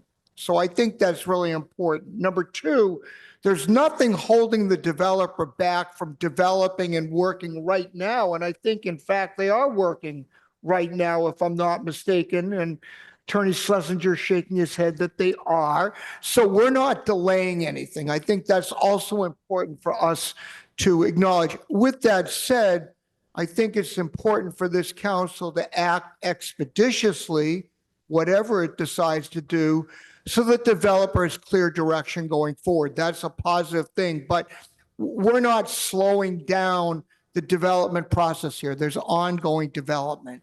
So let me share with you what my thoughts are based on the report. And I think it was very important when a developer comes to us and says, I want to do something for economic reasons, that we at least test their statement. I am personally quite comfortable with the work that was done by the peer review here to understand that it would be very difficult in this market to build brand new office space. And as someone who works regularly in downtown Boston, I can attest to what the office building I work in is like now, fairly high vacancy rate. I think fundamentally the nature of office-related work has changed. It's probably changed permanently. How much, we don't know. But I think it is a fair request in these circumstances for the developer to say, look, it really isn't economically feasible anymore for us to build office space. And I do think we all have a collective concern that if something's built and then it remained vacant for a fairly extended period of time, that would not be good for the community. I don't think we like holes in the ground. Let me just offer one observation there. The fact commercial space is more economically beneficial to the city than residential space. Even if right now it is valued at less than the same square footage as residential space, we tax it at a higher rate. And by definition, commercial space uses far fewer city services. So it should be of great concern to us as a community that our share of commercial space is shrinking in the city. That is very significant concerns for us in the long term, and I don't think we should minimize that. But with that said, with this project, I am comfortable with the request on the big picture item. Certainly want to reserve my comments on all the smaller items. Thank you, Madam Chair. Thank you, Mr. President, who I do know your last name is Laredo. And I agree with you. And I particularly would like us tonight to try and come to some agreement on this and not hold things up anymore and address the issues of the new information that came forward about the market analysis and the fiscal thing. Let's see if I'm right now. I think it's Councilor Lobovitz next. Thank you, Chair. I agree with the comments of Councilor Laredo, President Laredo, on the issue of allowing the developer to convert this space to residential. So I do support that. On the subsidiary issues, I would like a further explanation on the parking issue and the number of parking spaces.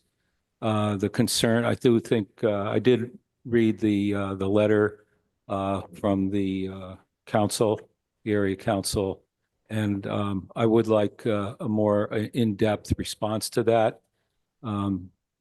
So that's still a concern on my part. On the other subsidiary issue of the shuttle bus, reading from the March 17th, 2025 document, it says the program will be flexible enough to modify or expand services to respond to demand. So my question is, who makes that decision? I think that decision should be in the hands of the city, not in the hands of the developer. I just feel like this is a service to the city to address the increased traffic issues and the convenience to public transit. It's not simply, presumably it's primarily to accommodate the residents of the property, but it impacts greatly on Needham Street and the access to public transit. So I am concerned about who makes that call. I'm fine with the initial twice a day service, but I think we really don't know the demand until it actually happens. And I think we do need to take them up on their offer to be flexible. But I think we need to have the city involved in the decision as to any additional hours. Thank you. Thank you, Councilor Lobovitz. Councilor Farrell, did you have your hand up? Or was it Block? And it wasn't even Councilor Farrell at all. You're in my line of sight. Councilor Block. Thank you, Chair. Well, first I need to say that I really appreciate the work that the petitioner has done to prepare all of these homework assignments for us, some of which we've completed, some of which remain to be explored. And I also want to thank the peer reviewers, all of them, for their work. It was pretty prompt work as far as I could tell. going from the reports from the petitioner to their work to getting all that to us and to the planning department for coordinating all of this. This is not a minor thing to do all of that. And of course, this is, I believe, the largest development project Newton has ever seen. So I think it demands our attention. I'll keep most of my remarks, I guess, to the bigger picture, as President Laredo has sort of encouraged us to do. And the economic analysis is very important. I won't say it's answered all of my thoughts about the future of commercial office demand in the Boston suburban market. And there was a hint of that, I think, in the presentation, and perhaps the peer reviewer would want to elaborate on this.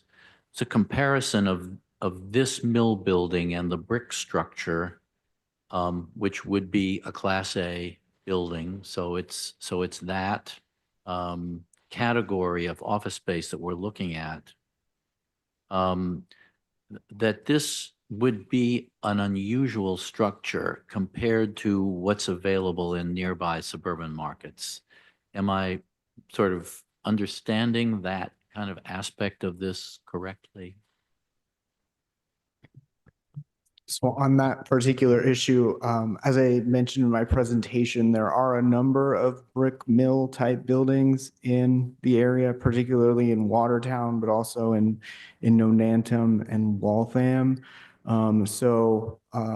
It would not be the only Class A brick mill building on offer, and that has available space.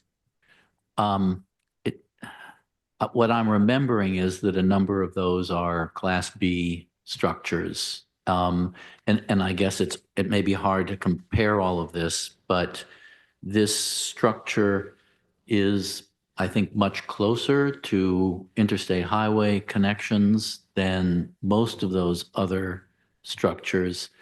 I guess my point is this location and this building, they are quite unique, and I just don't know, say 3 years from now, 5 years from now, when this project could be all developed, whether those advantages will be sufficient to overcome the general weakness in the market, which is pretty clear. You have any thoughts on that? Yeah, I mean, I wouldn't be able to speculate on where the future of the market is going in that regard, but there are 3 Class A properties in Watertown. I agree that the interstate access isn't as direct or convenient as this location. However, they're within, probably less than a mile of an interstate exit. I think it would really depend on the individual user, how they would prefer to have that 128 access versus maybe having, better bus access in Watertown, or being closer, in between more urban core and suburban. So it would really just depend on the user. Okay, thank you for that.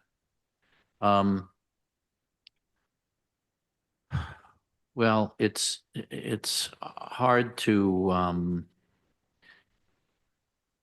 we need to accept the analysis that's in front of us, and it's pretty clear how weak this market is.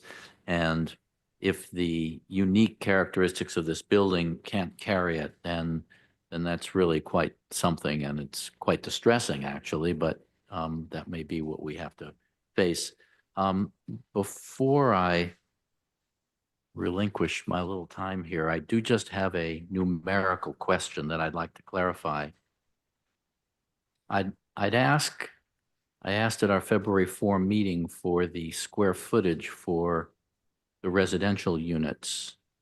And in the memo, which we received from, well, I guess it's from Northland. They provided the information that the approved plan has 795,957 net rentable square feet. On the site plan, on the chart here, the building program summary chart, there's a total residential square footage of 1,122,813 square feet. So that's, well, I guess the approved plan was 794. The proposed plan, I'm sorry, was 828,665. So Madam Chair, could somebody just clarify the discrepancy between these numbers? Could you point out what you're seeing now is the corrected number discrepancy versus what you first said? Sure. In the Northland memo dated March 17th, the proposed plan is 828,665 net rentable square feet approximate. And then on the building summary on the site plan, the residential square footage, this is the proposed plan, is 1,122,813. So those are the two numbers that are farther apart than I would have expected. That's definitely a question. We're shooting the Northland way. And it doesn't look like they're ready to answer that right now, but I Okay. think they're working on it. And in the, I could be well- wrong. well, Here we go. okay. We can expand upon it, subsequent, but the basic difference is common areas. The numbers that appear here are units multiplied by the square footage of the units, and the difference would be common spaces. Okay.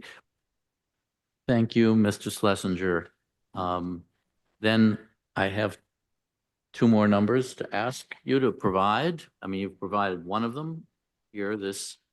So we have I guess, the net rentable square feet comparison in your memo. And it would be nice to get the total residential square footage comparison between the approved plan and this proposed plan. So that you can send us later. Thank you very much. And that's it for now, but lots of questions on the subsidiary issues for sure. If we're going to try and resolve these tonight, do you really want them to get back to you later with that, or do you want the answer to that now? Personally, I feel a little presumptuous asking for it now, but if they have it now, sure. But, we can Okay. take it later.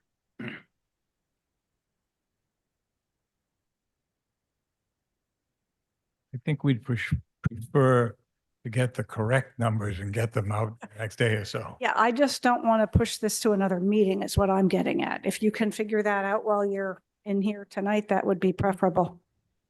Is that it? Anything else, Counselor Block?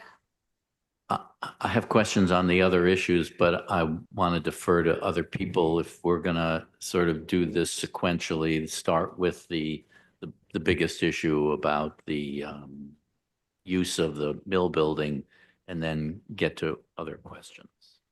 Okay, so it looks like we'll have another round of questions. President Laredo, can I go to two people who haven't spoken yet? I have Or a point of order, Madam Chair. You're not anticipating taking a final vote tonight, are you? We don't have a draft order. Oh, no, absolutely no. I hope we'll do that at the next meeting. Oh, that was my hope. That was my hope as well, when you just said, I'd let's like just, to resolve issues. Fine. So that we can work on the council order next time. that's great. I just wanted some clarification. I misunderstood. Thank you. I particularly I would rather, if we can, get our heads around things to come to some agreement tonight and then work on the council order next time. Councilor Lucas and then Councilor Leary. Thank you, Chair, and thank you, Councilor Laredo, for help framing the conversation. Be a little louder for framing the conversation for tonight's meeting. Basically, we're here to talk about, I think it's building one, the mill building. Should it go from office to residential? That is essentially the issue before us. And I was reading the backup materials. I was reading the memo, the answers that the petitioner provided. And there was one in particular that that only really addressed the office space.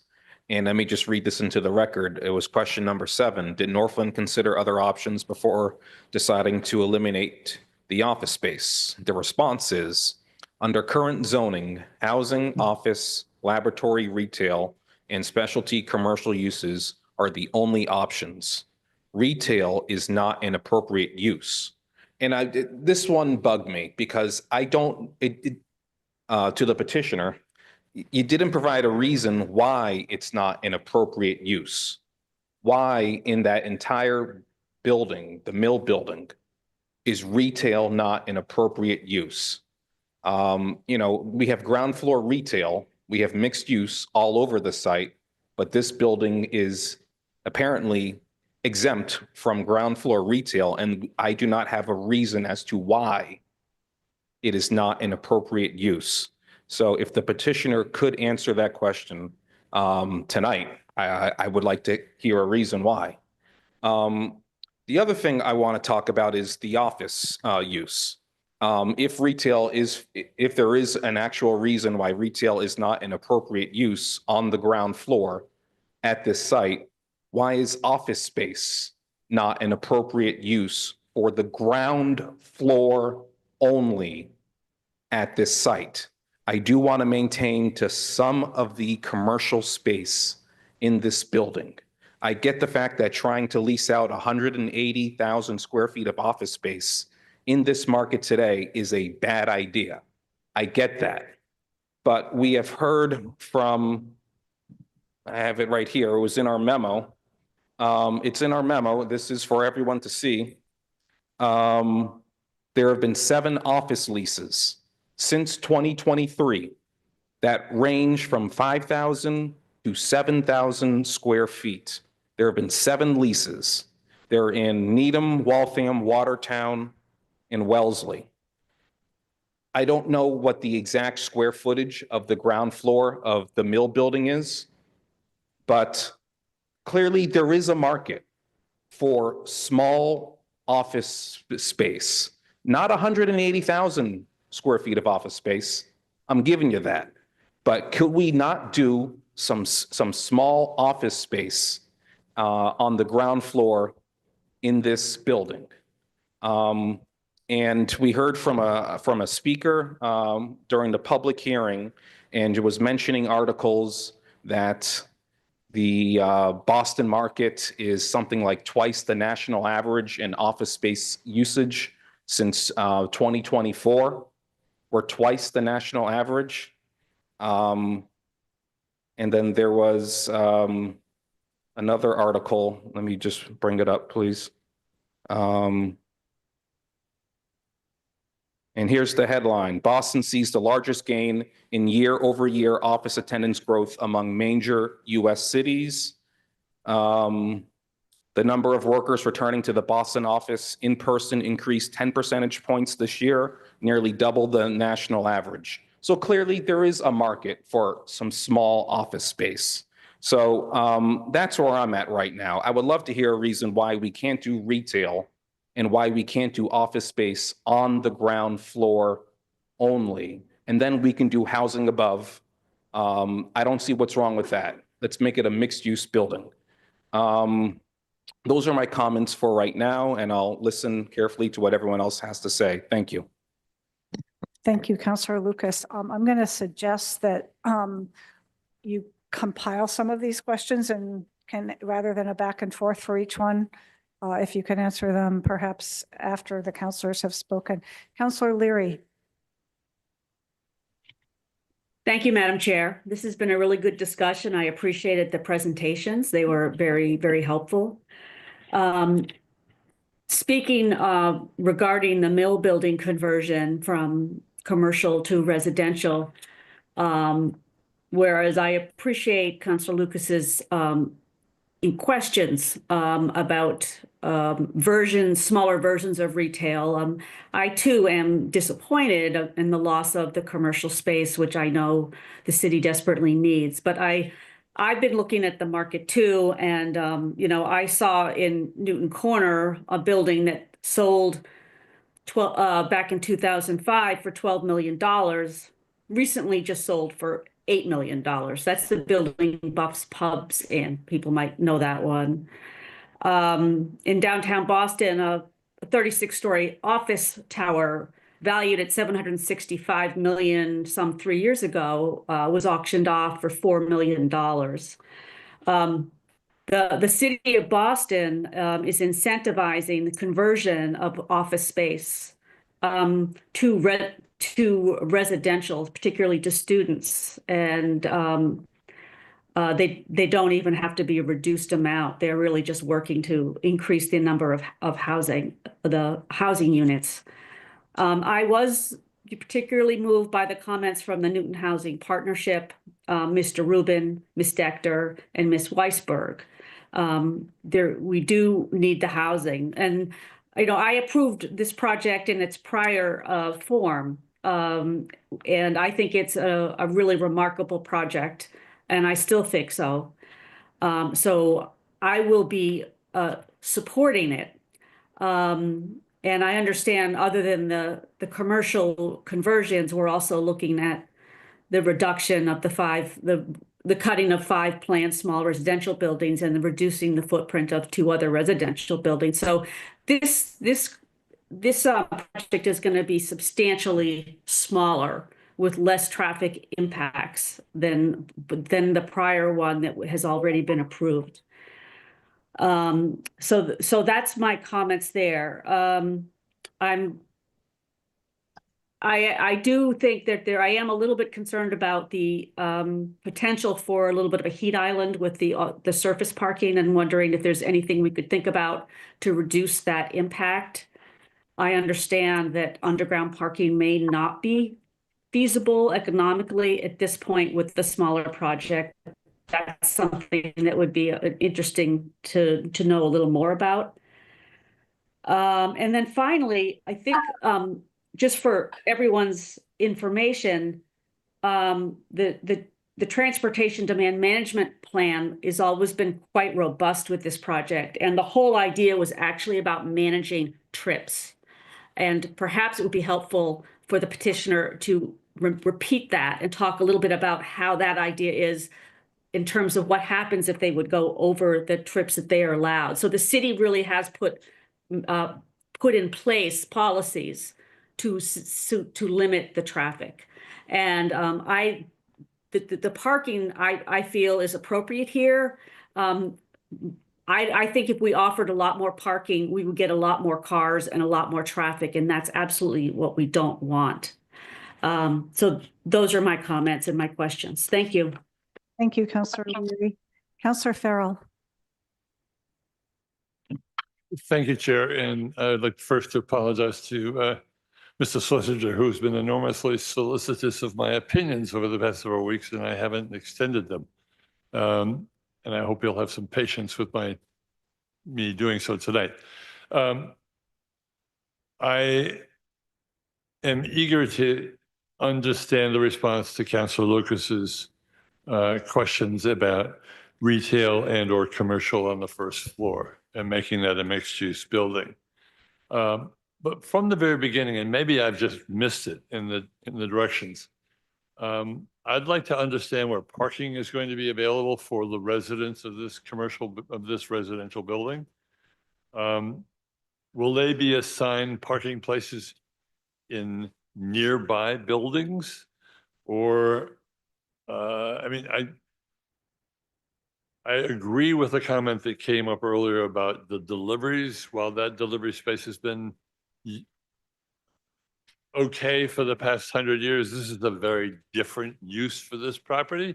And I think there will be lots more deliveries of all sorts of kinds, from furniture to food meals. But I'm also concerned about where people will park who will live there, and what will their walk be like with a couple of bags of groceries if they aren't assigned spaces nearby. Just basic use of the building. Will there be a space for people who have disabilities to be dropped off at the building. That sort of access to this as a residential building. So those are the big ones about that. But I am also, along with Councilor Leary, very concerned about the large parking lot, surface parking lot being proposed. And would really like to understand the possibility of making that an underground lot with a significant open space area for all of the residents and for the neighborhood on top of that. Thank you very much. Thank you, Councillor Farrell. It's good for me to be hearing all this and organizing our questions into categories that we can try and address in chunks tonight. Councillor Lipoff. Thank you. I'm glad to hear from some of my colleagues on land use that they're understanding and in agreement that the change from commercial and residential is necessary. For those who are looking at articles about 10% increase, I'm sure those were written just after COVID, but we all know, and the numbers are clear, that 40% of everybody, they're all working from home, 40%. We had so many free spaces over a trio that they came back to us and asked us if we could allow them to rent those to people in the neighborhood because the spaces weren't being used. As for the heat island effect, you know, I was actually grateful when I saw that change because we want the retail to be successful. And when people come into this neighborhood, this new neighborhood, they're going to need to park. You know, you want to see Heat Island, go to Legacy Place. But yet again, that property works because the parking is necessary. The reason why the Atrium Mall failed is because nobody wanted to go underground when they went to go do their shopping. And now it's doctor's offices and Lifetime Fitness. So I think it's reasonable to have that small lot in place of the real estate that was there before. One of the things that I find interesting is one of the biggest complaints and fears when we approved this years ago was that the traffic is going to be unbelievable. You know, it's tough on Needham Street, and here we're bringing more. The fact of the matter is that a large part of the traffic that was being brought was from the commercial, and residential brings far less. So I thought that the neighborhood was going to be grateful and happy for this switch because it will reduce the parking. I've had a talk with the developer, and they reminded me of the Transportation Demand Management Plan that states that they will be reviewed, that they have to meet their numbers, that if they have to increase the shuttle, they will do so. But given the lack of commercial in the amendment, that really the peak times are in the morning and the night, and they'll start that way. And if they need to increase in any way, they're willing to do that. They can speak for themselves, but it was a conversation, a question that I had. I would not have voted for this project, and I did if it was without that shuttle. So I'm glad it's remaining, obviously, and that it'll be used to whatever level necessary. And we really shouldn't debate this anymore, but I'm in real estate. I track sales. Today, 15 Broad Street sold in Boston for $13.5 million. The people who sold it paid $46.1 million in 2019. This is not a good situation. Like Councilor Laredo has stated, he works downtown. That office market is having a hard time coming back, and it's pretty much the same out in the burbs. Thank you.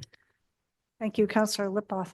Welcome, Councillor Greenberg, and also welcome Councillor Maliki, who has joined us. But Councillor Greenberg, you're up next. Oh, thank you, Chair Kelly. Unfortunately, I think I'm going to be a little bit off topic right now because I haven't been able to attend any of the previous land use meetings. And I know that the affordable housing aspect of this revised project was not discussed tonight, but I wanted to express my view.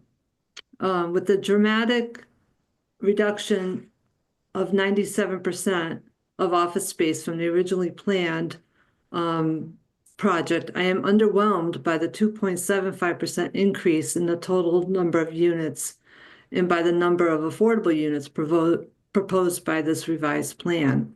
I believe we can do better by increasing the total number of affordable units and or increasing the total number of 3-bedroom affordable units for families, which is badly needed. There are currently only 7 affordable units, 7 affordable 3-bedroom units being proposed. I'd like to see these numbers and totals increased. Thank you, Chair. Thank you, Councillor Greenberg. Councillor Oliver. Thank you, Madam Chair. I'll try and be expeditious here in comments. Taking to heart everything we've heard about the focal point of tonight being on the amendment or the suggested changes to the project, I'm going to do just that. The housing is going to get built here. I think Councillor Laredo mentioned that earlier. Said Councilor Farrell would be an upgrade. Thank you for doing that. You just did that to make me feel better. It just a little, right? Yeah. Or at least it was an attempt to anyway. But I do think that there are a lot of comments here that I think is also our responsibility as city councilors.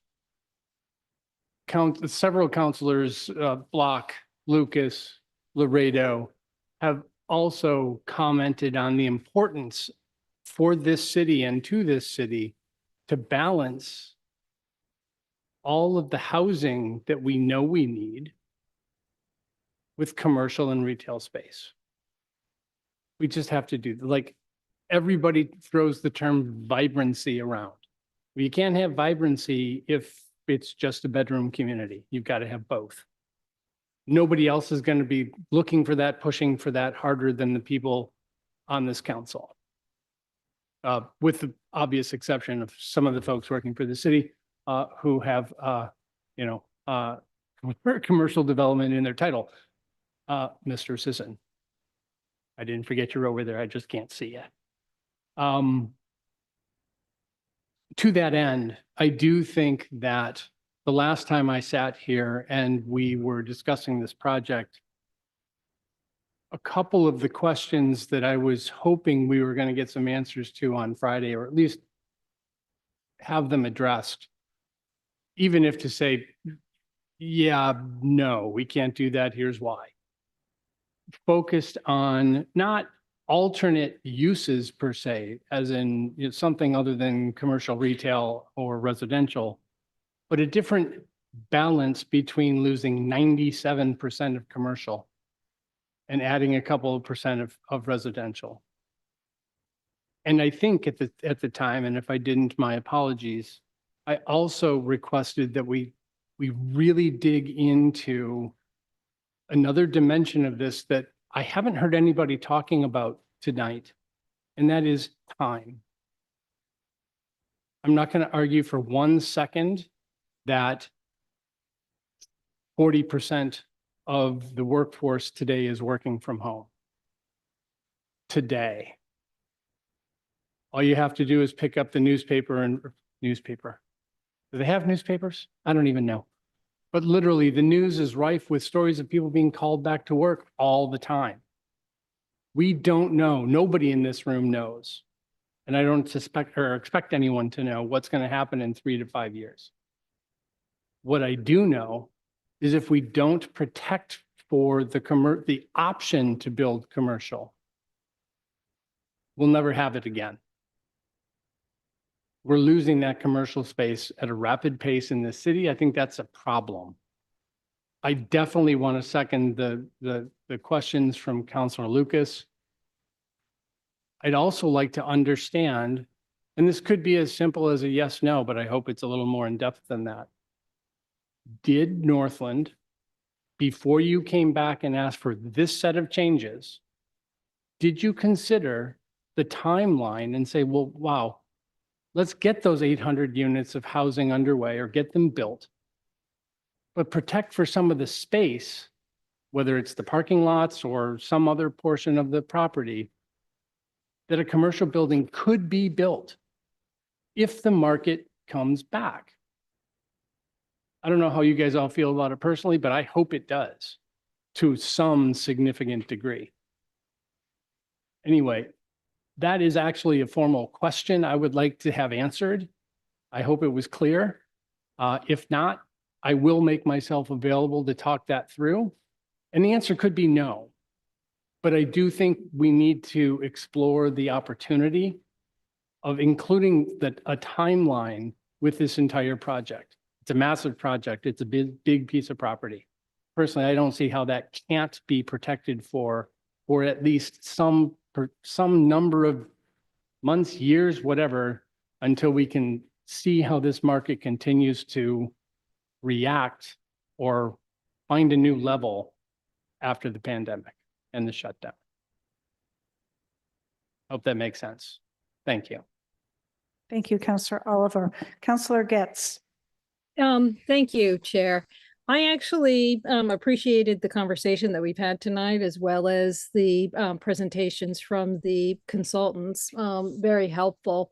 The question that I circle back to quite a bit is the intensity of use of the mill building, because I sort of feel as if it's quite a different use in terms of changing it from office space to residential, and then how this building relates to Oak Street. Because I sort of feel as if there's not a plan in place for the management of the residential needs in terms of the use of Oak Street. I don't think that it's suitable to be having, Uber pickups or Amazon deliveries on Oak Street. I think it's going to feed into the already pretty intense traffic problem that we have on Oak Street currently. And so I think there has to be some sort of thought through plan if in fact Oak Street is going to be used, that we have to have alternate locations for residential pickup of items and or the use of the entryways that are in existence now, in terms of move-in dates or vans or larger vehicles. They just simply cannot be on Oak Street. And I appreciated Councillor Lucas's comments about, the consideration of the use of the commercial renovation, within the mill building itself.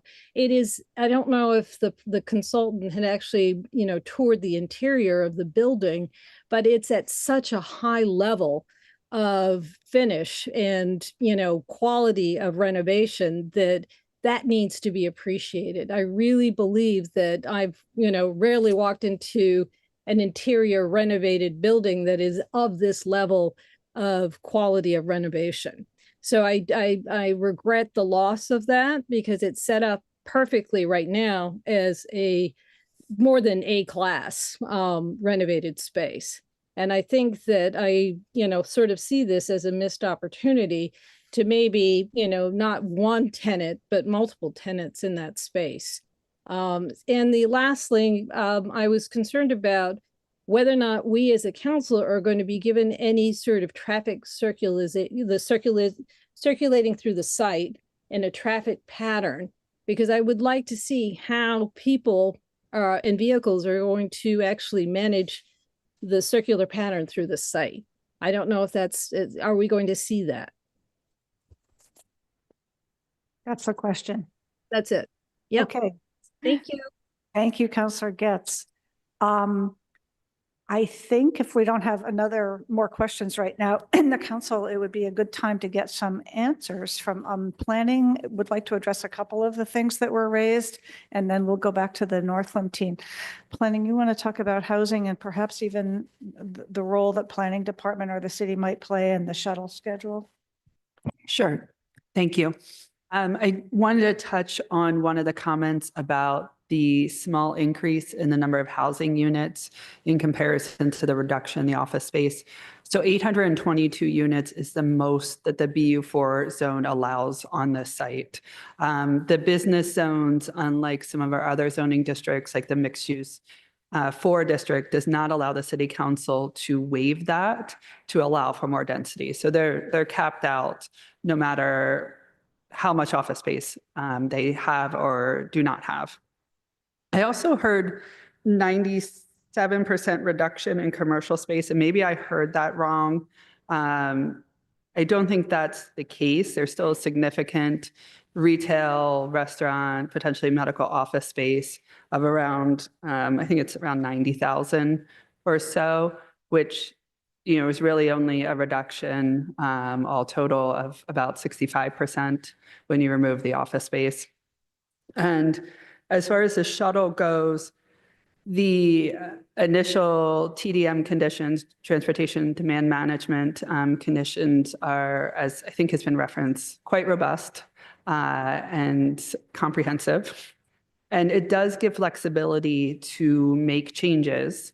We thought that was important the first go around, that they're held to the number of trips, but there's flexibility in figuring out the best way to meet that. And that way, if the shuttle isn't working, but there's another method that works better, or shuttle hours need to be increased, or shuttle frequency needs to be increased, that can happen without having to amend the permit. But it can't happen without the city reviewing and approving those changes.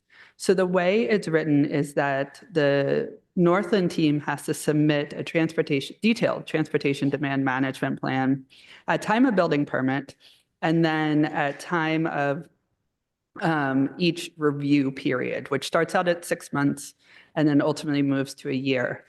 And the counts are done on the trips, and all of that analysis is done in advance. And then that is used to inform any potential changes that need to be made to their transportation demand management plan that has to be approved by planning and public works transportation staff. Northland could come to us at other times and seek to make a change to their transportation plan, but again, that would have to be approved. And the idea is that this would be in response to the data collected to see how things are working. And that's a fairly short turnaround period in the beginning, so that we're sure we're sort of on top of things, and then gets a bit longer as they're meeting those numbers. And then ultimately, if they're meeting them consistently for, I think, 5 years, we don't have to do tracking, but can at any point do new counts and request the information from Northland, particularly if there's any other conditions in the area that change. So I hope that helps answer questions. Happy to get into it in more detail. I think we're also planning to go through all the changes that may need to be made to those conditions, including the transportation ones, at the next meeting. Thank you, Ms. Kyra. We appreciate some of those clarifications. You did address several of the questions that were asked. Northland, would you like to take a shot at the list that you've got? Madam Chair, I'm like Will Rogers. I never met a microphone I didn't like. I think we can give you the numbers on the square footage of the residential. The 2019 was 1,048,770, 1,048,770 square feet gross, that is. And the 2025 is 1,122,013 or 813. Yeah, okay, the first one was 1,048,770, and then it's 1,122,813. Terrible handwriting. A couple of other comments that I just wanted to do. So see if we can address them this evening, as we can always get more information if you want. I think with respect to Councilor Leary's comment on the heat island, I hope that was adequately addressed in the landscape architect's response. We note that the pervious surface is up by an acre, very much an increase. And the parking lot has a very extensive landscaping. We think that that is not a matter to come into effect here. I want to acknowledge that the Transportation Demand Management Work Plan is an item which is in the council order, which I'm hopeful we'll get to revisit at the next meeting. There are, with all the subparts, there are about 120 conditions in that order, which we'll get to see which ones need to be amended. But one of them is that we have to have a work plan with the planning director, and the planning director can modify it if changes warrant it. Of those 165, we will only be addressing the new changes that have been proposed as a result of this amendment. We don't need to touch most of those that are already set in place. Correct. I do want to address the alternate uses. This is not an opportunity which Northland is seeking. It's a response to an opportunity which time has taken away. The fact of the loss of 120,000 square feet of building area is very significant. They don't need sympathy, but it wasn't a first choice to happen. In terms of the use of the ground floor of the mill building, they would, of course, have, and did think of having retail as in the other buildings. The difference being that the other buildings have street frontage, and this building does not have street frontage, and they do not believe in their own business judgment they can attract retail tenants to that area. With respect to the first floor as office use, we respect the fact that 7 leases have been signed since 2023 in the greater Boston area. I suppose that the norm in that time would probably, I don't know what it would be, but the fact that only 7 have been signed is indicative of a market which is dead. And this is just something that, a risk that they can't take. In the future, flexibility is always good, and flexibility means coming back here to talk to the land use committee if it's appropriate. But this is a unified development. The roadways, the building usages, the open spaces, all of the amenities are all a single project. So we don't have the ability to decide halfway through the project that the building is going to be put to a different use, because we would be short 100 or 250 parking spaces if we decided at that time. And it would be in areas of the site, the parking would have gone in areas of the site which are being used for other purposes. So it's not a Lego project. It's physical buildings and a programmatic building, a program of uses, including the parking, the residential, and the commercial, which all fit together.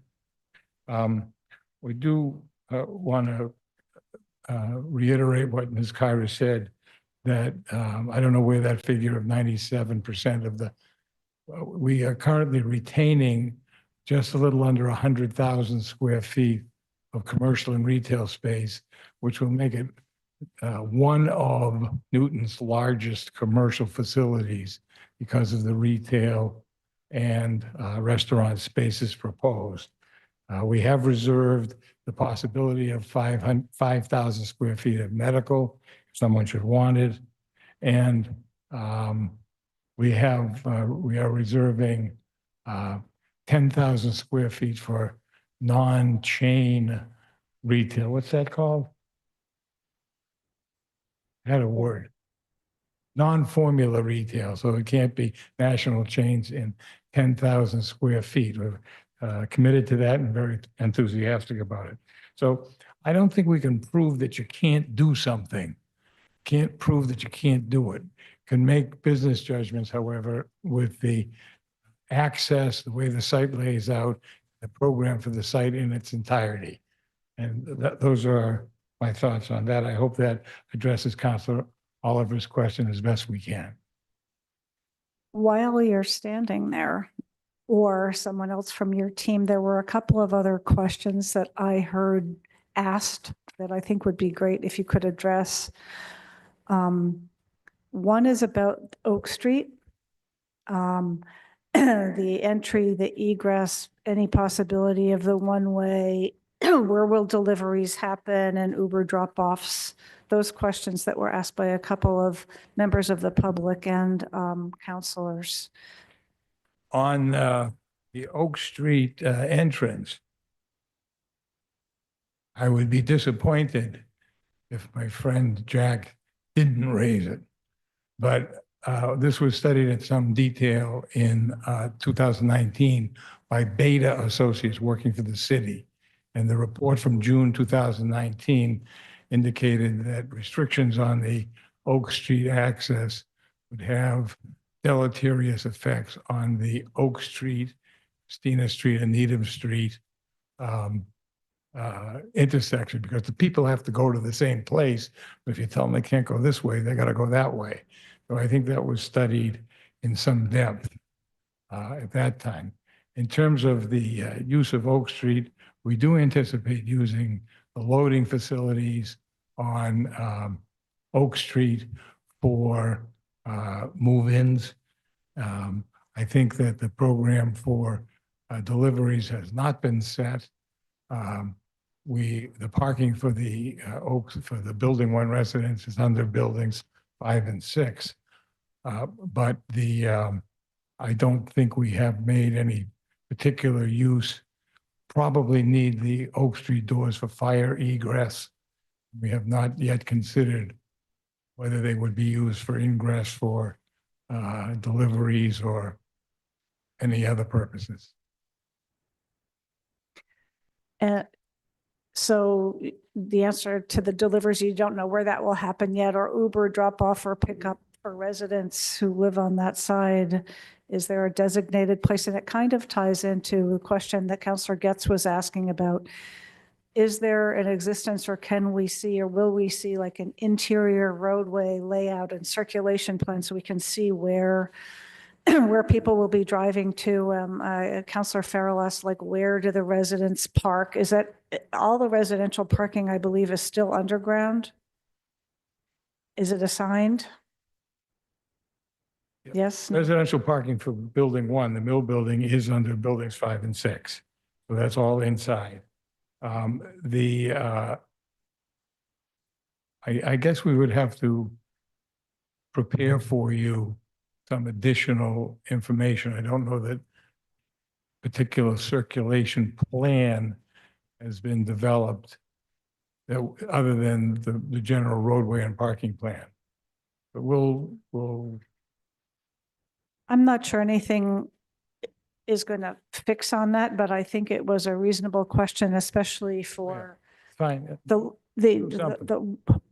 the counselors from the ward who would like to, and the residents from the ward who would like to understand how people will be moving through, into and out of and within the site. I haven't seen that circulation plan myself.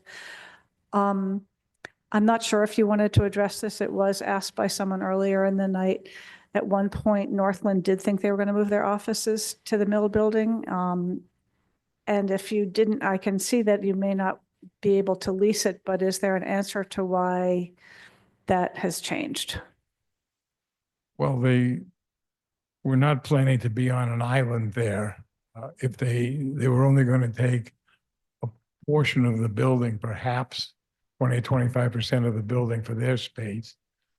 So they, if they did, that wouldn't be sufficient to get the finance, sufficient pre-leasing to get the financing in place for the building. And they would still have 150,000 or something square feet, subject to the same market conditions, which is not something they want to do. Not to mention, and maybe I will mention, that it wouldn't do Newton much good because they would be leaving their building in Newton Lower Falls. So it would be a net switcheroo, but not net gain. Curious minds wanted to know. It's been noted a couple of times in recent emails and even tonight that the underground parking is being removed. Can you address that? Yes, I think what we, I think we, and I'm going to say we, meaning you and the development team, are working with and working through how much parking should be made available. And I certainly remember Councilor Auchincloss telling me that he wouldn't vote for any project that had more than 1,000 parking spaces. So we said we couldn't live with that. So I think we came up with a reasonable compromise proposal that involved some risk on our side. There was perhaps less parking, certainly less than the ordinance required, but the Transportation Demand Management Program is intended to allow people to not have the cars that you might expect. And again, I think we heard tonight that at Austin Street and Trio, there are just a lot of empty parking spaces. So we have reduced the total number of parking spaces by removing some indoor parking and creating outdoor parking, reducing the number. And we have also increased the ratio of the parking for the retail. It remains 1-to-1 on the housing, and the numbers work out to being 2.85 per thousand on the retail, as opposed to the prior 1.8 on the retail. So I think Mr. Roche might be unhappy with that increase, but we think it's prudent and fair, and that the surface parking will be also helpful to the retail shoppers.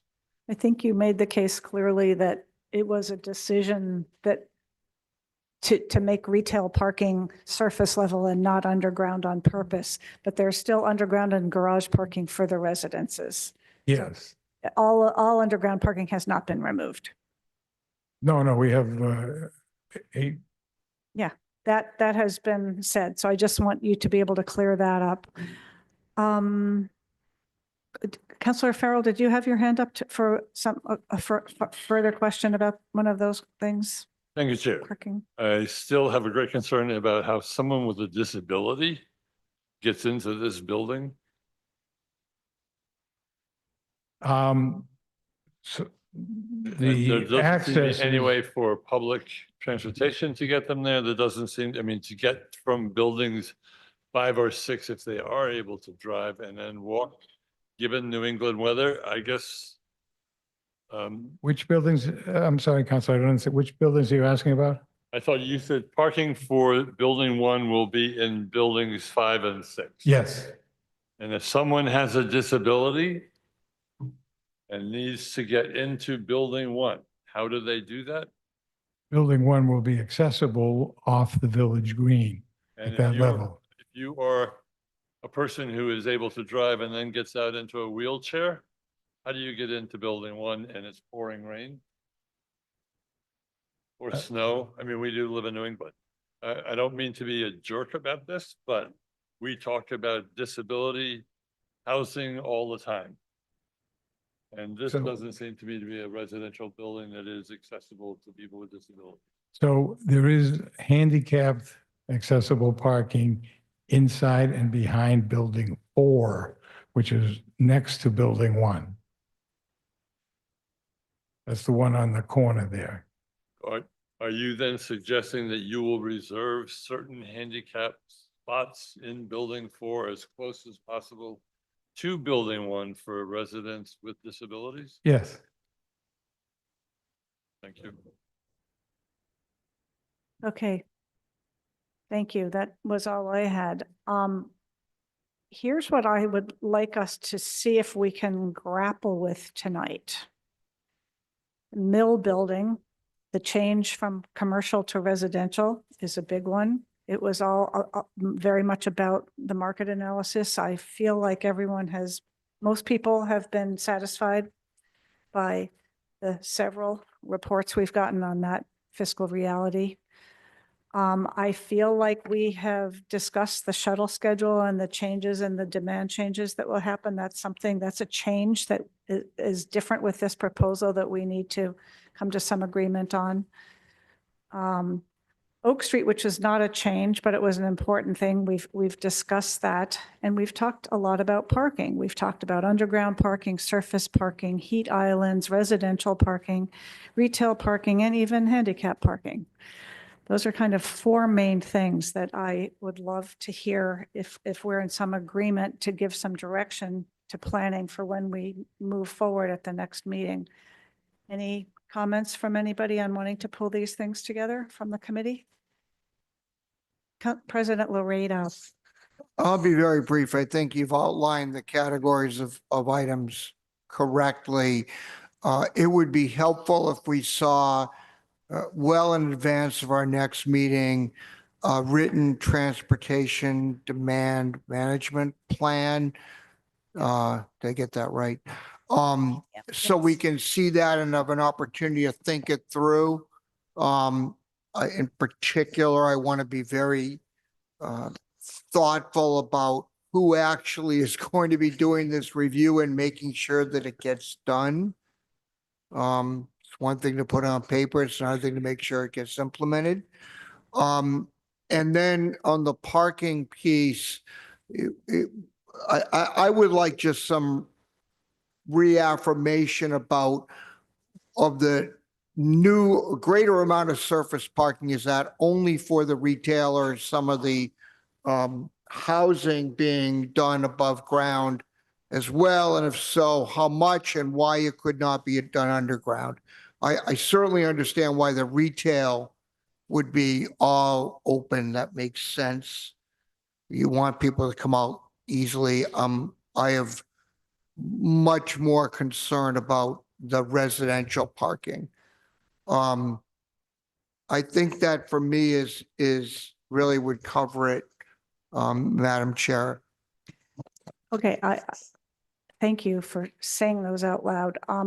From my understanding and asking for it publicly like this is a good thing, and then we'll all benefit from hearing a consolidated official answer. It was my understanding from both planning and the developer that both the developer and planning and the city in conjunction with each other would be dealing with the TDM for changes in the future, like shuttle schedule, et cetera. You're asking for something more specific than that, like exactly who does what. I personally am not comfortable with vague statements about just talking to one another. I want some guidelines in place. Okay, and the parking, it's my understanding, in Northland, people, please correct me if I'm wrong on this. I thought that all of the residential parking was inside garage or below grade, that none of the residential parking was going to be surface parking. Am I wrong on that? You're correct, madam. Oh, there we go. We've answered President Laredo's question.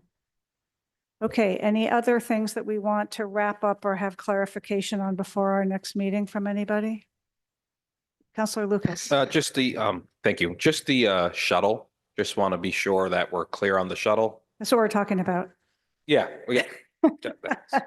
That's what we just covered. Okay, but yes. In terms of the schedule and the changes and how you assess the demand and what may, yes. That was exactly part of TDM that we were discussing. Anything, Councilor Block? I don't know how this fits into it, but I was really taken with Councilor Getz's comment about the internal flow of the pedestrians and traffic.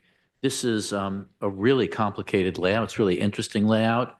My experience with Riverside, which is much simpler than this, was that it was still very complicated to figure out where the queues would happen, where the congestion would happen, and how to avoid those things. And that is connected to the pickup and drop-off system, which has also gotten mentioned here. No one's talked about snow storage, but there are going to be maintenance issues like that. I honestly don't know if we should be expecting that level of detail at this time, but I do think at some point before we get to an order that we need to specify these things. These are all really important to make sure this works for everybody who's going to live there and everybody who's in the neighborhood or just traveling down Oak and Needham. Well, I'm hoping that between Councillor Getz and myself, the request for that like interior, exterior circulation plan has been made. And if I know anything about planners and transportation and traffic planners and site planners, they've already been thinking about a lot of this. I think we just haven't seen a plan for it. And I would like to see that also. I agree with all that. I just wanted to pick up on something that Mr. Schlesinger mentioned, that this is a kind of unitary plan, that this all kind of interlocks. And I agree totally with that. And what that means is we have to look at all of this at some point together. We can disaggregate and talk about different aspects, but at a certain point, we have to pull this all together. And I have lots of questions about that. Thank you. Well, let's see if we can get the questions answered in a way that you and all of us benefit from that before we try and like wordsmith a council order at the next meeting. So if there are questions that you have not asked or that haven't been answered adequately, let's get those on the record. All right. Because I'm ready to wrap up in 4 minutes. Well, I'm concerned about the height of these buildings and the interplay between them and the effect on pedestrian level traffic. But I don't think those are part of a new thing. I don't think that those come in with the amendment. Well, that's my point. This is all interlocked, and any change in one part is going to affect a change in another part. So I'm sorry to raise these things. Several people have talked about the congestion on Needham Street and Oak Street. I don't think we should ignore that. The fact that this proposal reduces the traffic from what's approved, well, that's very interesting. But it's still going to add to the congestion that we see on these neighboring streets. So how does that all work? And what do we do about it? Because I think just pretending that, well, it's not our problem because this is less than what we've approved, I really don't think that's a very good idea. Of the several traffic and transportation consultant reports that we've received and analyses, do these not address your concerns? No, they don't. That's the short version. Okay. And we can unpack the queuing maps, which the petitioner has provided. I've only begun to dive into As I them said, we myself. had about 4,000 pages to read in the past 5 days. And a lot of what you're asking was in there and it was a lot of work. Are you set? Because I see another hand up, or do you have a few more things? That's all right. No, I don't want to come back to you. I'd rather while you have the floor, you get everything off your chest. I'd like to know the building height and number of stories for buildings 8, 6, well, really all of them. And I'd like to know if there've been any wind studies done telling us what happens at the pedestrian level, and how often we hit metrics that we don't want to hit in this configuration of layout, which is different from what's approved. I don't know whether it's the changes worsen the potential for wind gusts or diminish them, but I think that's a very important aspect of this project. So I'll just leave it at that, Chair. I should let the developer answer, but my understanding of that is that that question was answered in their very thick stapled packet of answering questions of ours. And that a wind study has not been done, that no changes were significant enough to lead to wanting to do a wind study. But again, I shouldn't speak for the developer. So maybe that's something that you folks would like to address. And before you do that though, Councillor Albright, you had your hand up. No, I just wanted to say that I think that this discussion tonight has been extremely fruitful. I think all of the questions, it's sort of like, what do they say on television and legal shows? It's all been asked and answered. And I think you've done a fabulous job at organizing it, all of you, and putting your thoughts out. And it feels like we are ready, you are ready for the council order for the next meeting. And it's been very fruitful for me. It's nice to have someone not from the committee sit in and see that and think that some things are being done right. Also, I do think I would like for you folks from Northland just to address some of Councillor Block's things before we adjourn for the night. As far as I understood, the building heights were also shown on all the plans, that we already had that information, but perhaps he's asking about specific buildings that I wasn't clear on, and if you could address the wind study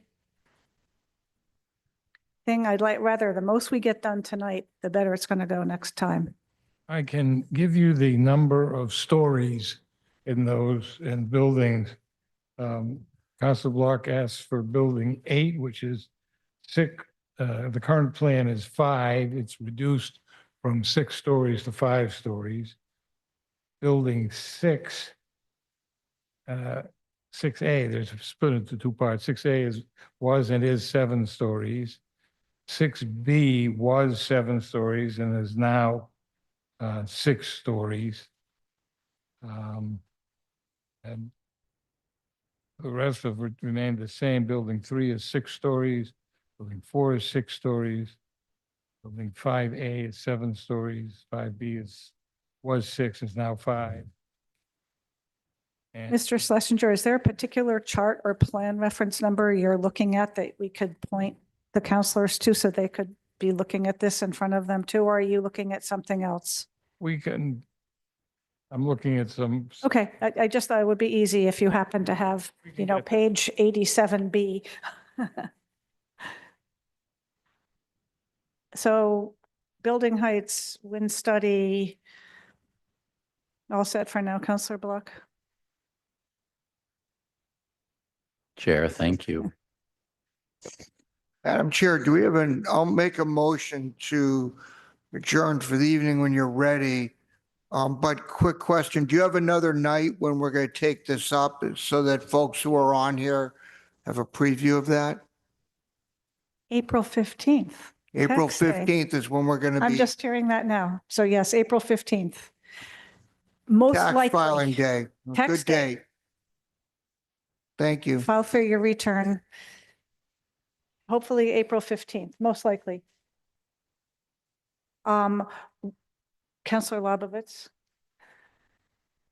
What about the public hearing? Is that going Well, to continue or Yes, are we going to? we're going to vote, we're going to hold this Hold it. motion and keep the public hearing Just- open. just to Someone clarify. can make that motion. We don't have a, thank you. I'd like to make the motion.